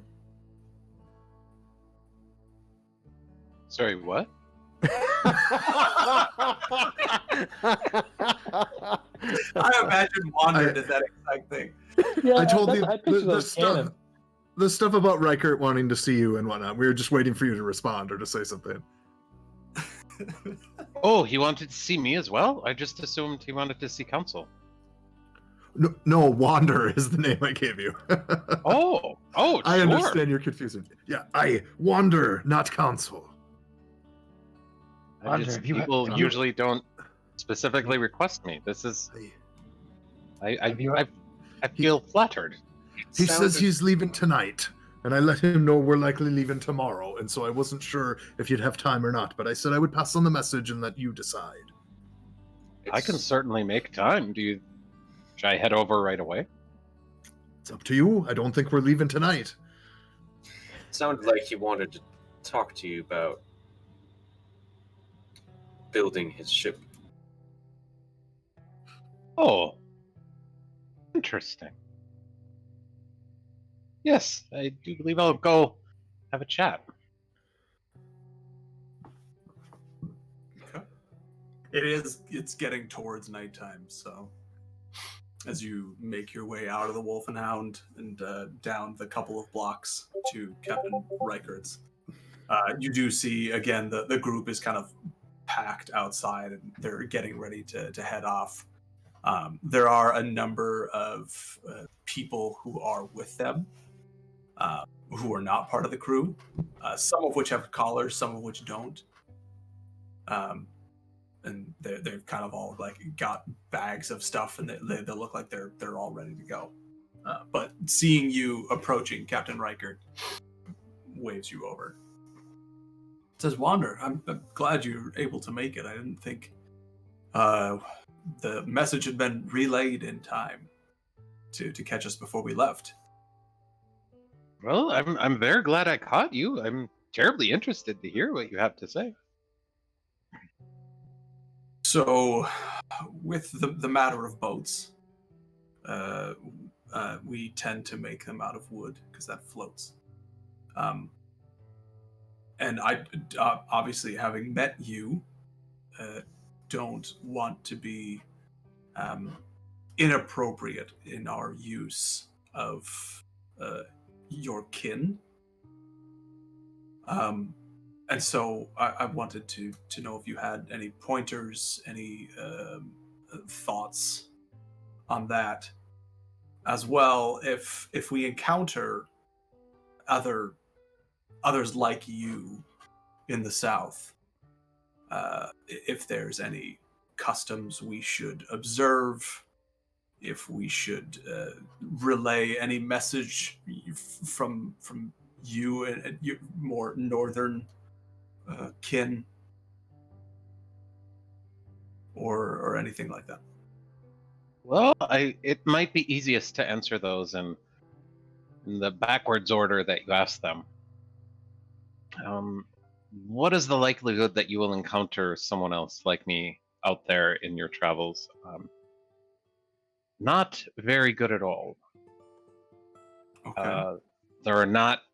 I don't know of anyone else. I don't know of any other Florotorn that are out in the world. There are, of course, some Ferotorn that will occasionally you'll run into. But I simply don't know of any other Florotorn. As such, I couldn't tell you what to tell them when you run into them. Okay. There's also a good chance that if you happen to run into a place where they were living, you wouldn't know they were there unless they wanted you to know that they were there. That's fair. Yes. In terms of the boat building, I think it's easiest for the flesh folk to understand. It's a lot like cattle.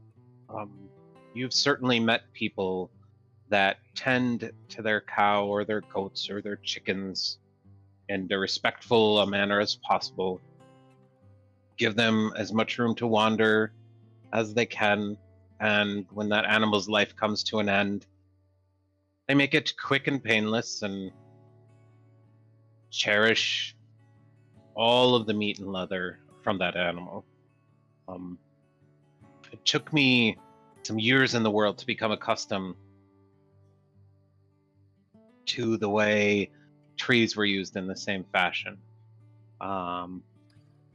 But not every tree is exactly the same as me. And as such, if they're treated with respect and they're not wasted, I would say the hardest thing for me is when I see people cut down trees and throw them to the side and they're completely unused. That grieves me. That's a waste. That is disrespectful. No. That is a good analogy. Thank you. I assure you that when we make the Nightingale, that we will do it with the utmost respect. And the other thing I would say is build it to last. Absolutely. Get the best wood you can and build something that will stay together for a long, long time. Because that's also the easiest way to avoid having to do this again. It's very fair. All right.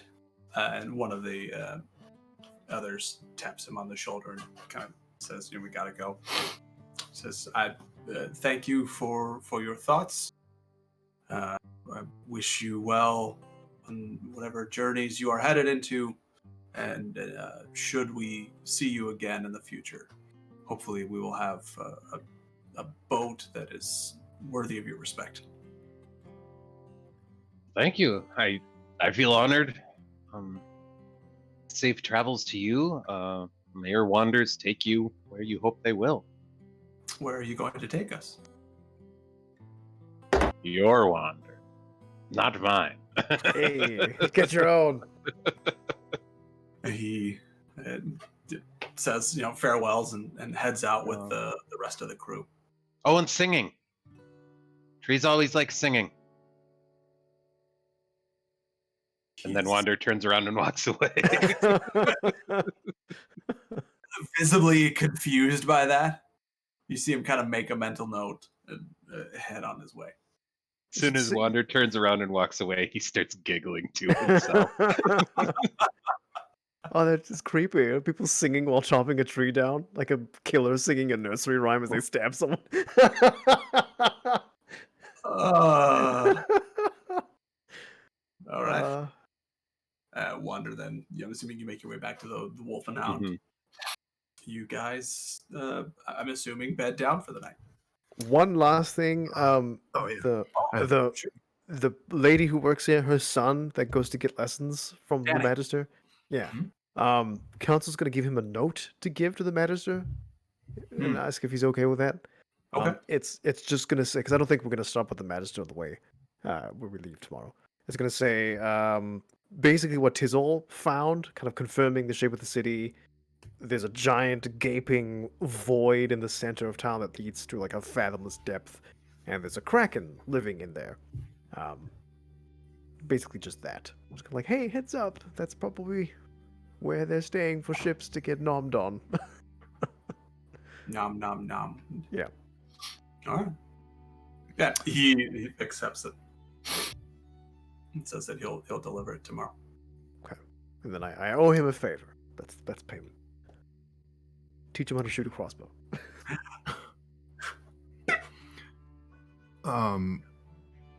I want to be having just an ale in the tavern, knowing that Wander's going to return soon.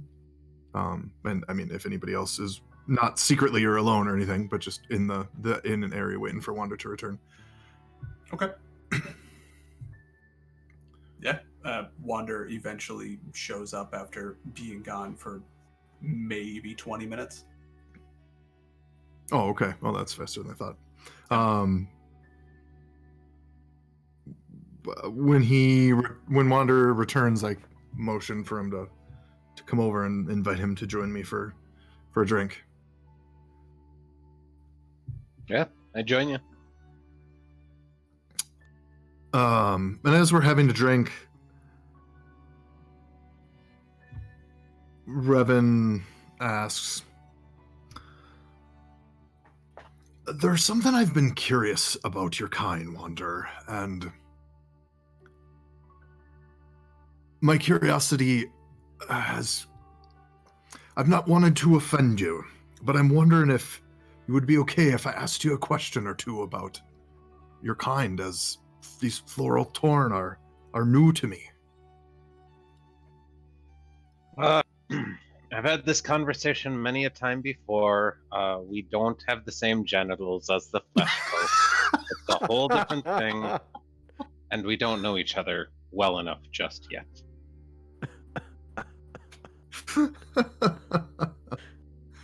But if people wipe with leaves, do trees wipe with people's hands? Oh no! This branch just reaches out. You're like, wait, what's happening?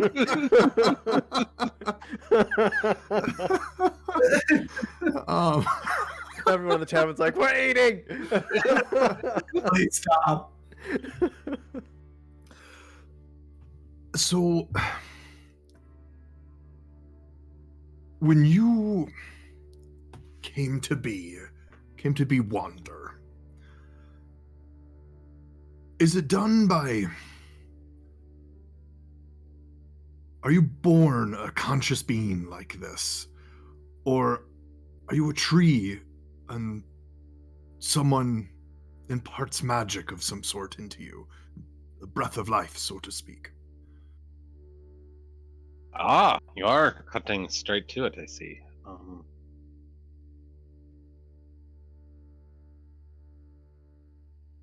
That is the crux of the matter. Where did we come from? Where are we going to? Yes, I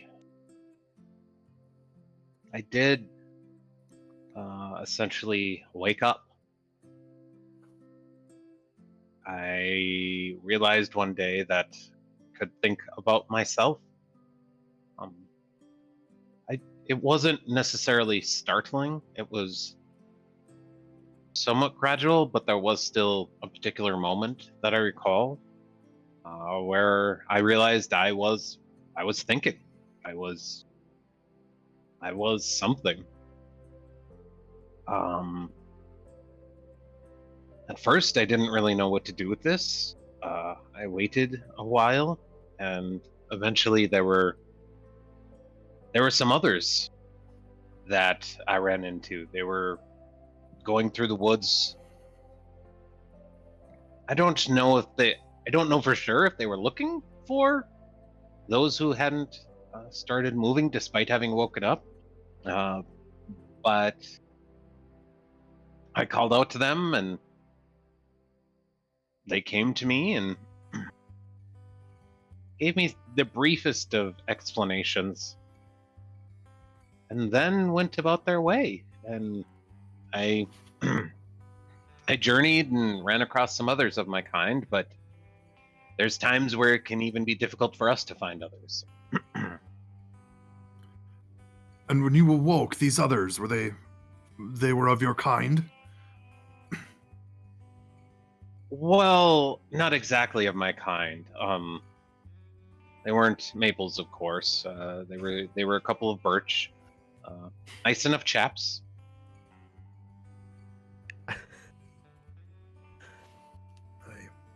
None of those damn willow trees.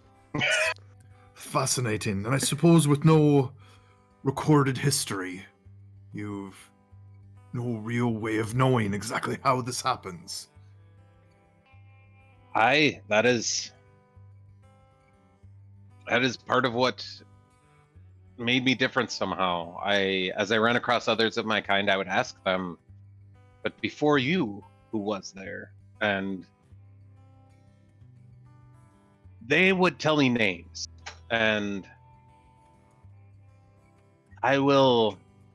their vocabulary wasn't as creative as perhaps it is in the fleshy world. Things in the torn world move a little bit slower, if you will. So there was big birch, little birch, bendy birch, or short birch, there's broken Bendy branch birch.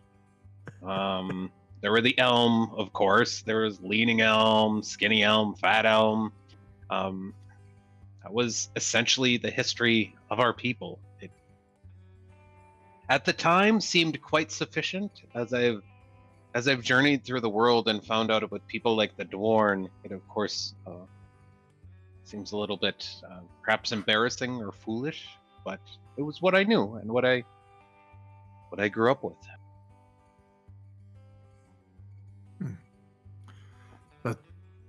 That is fascinating indeed, and I do appreciate you sharing it with me. your kind they're different from what I'm used to, and so I'm quite interested in it. But I'm happy to have you traveling with us. You seem a good sort. I'm glad to be here. You might be surprised to find this out, but a lot of the flesh folk are very intimidated by someone of my size and, well, lack of flesh, to be perfectly frank. Aye, I could see that. I've spending a life at sea and traveling, I've had my fair share of monsters that I've come across, so you're no monster to me, just a fellow traveler. He raises his glass to cheers him. Thanks. No, I appreciate it. What? Weird. I'm not going to click on anything. Nor should you. I don't know what to even make of that. That's weird. And that you just knew where to get that and pull that up. Delete server. Just saved on your hard drive. I think with that, we'll go ahead and end the session. We'll go ahead and end the campaign. That was great. Guys, it's a tree. I don't understand. So upsetting. It's just I don't like this one bit. It's so weird. All right. I like how that was a solid RP. That was so good. Yeah, that was just a lot of talking. I mean, technically made it everything we do in D&D is a lot of talking. So what you're saying is we made it much further than you thought we'd make it tonight. You made it exactly as far as I thought you'd make it tonight. Oh, really? Oh, really? Yep. Wow. That does happen like 1 every 10 sessions. Yeah. I had a rough start to when you actually where you go next, but Okay. it wasn't fully written, not fully fleshed out. Yeah. I mean, I know up here what's gonna happen, but Right. Yeah, that's good tidbits. mm-hmm. Some more answers, which is good. Have a big council lore drop, that's for sure. Mm-hmm. For sure. It wasn't 5 everything. Sure even. I sat for like an hour deciding what to share and what not to share. Yeah, I'm glad you guys liked it. That was awesome. I've been thinking of the Florinmore the past couple sessions. They're just fascinating. I was so interested, and I was like, Yeah. as you were talking to Robert, I was like, all right, I'm gonna actually ask this question because, like, I was curious as a player, and I was like, well, then Revan's gonna be curious about it. I mean, it's a talking tree. There's lots to ask about. Right. Mhm. He's on Wait. a live tree? Have we seen Wander drink? Does he actively drink with his mouth, or does he just, like, when he's napping, just slurp out of the dirt? Does he pour beer on the floor and just step over it? Spencer and I haven't officially discussed this, but I picture him slurping out of the dirt. When he's at the tavern, he will frequently have a mug with something in it. But if anyone were to pay attention, it would be kind of the Data thing, where Data is like, "Yep, here I have this drink," and then occasionally like dumps it out somewhere. But if anyone's really keeping track, they're like, "None of that in his mouth." I just imagine him putting a finger in, and the drink just slowly lowers. Yeah, that's pretty much what I imagined as well. That'd be pretty funny. Cool. Well, I'm gonna stop the stream now. all right. Oh, tomorrow, you guys want to do lunch? Yeah. Oh, right. Let me check. Go grab food and hop on. I am available. On the internet. If you aren't We're available,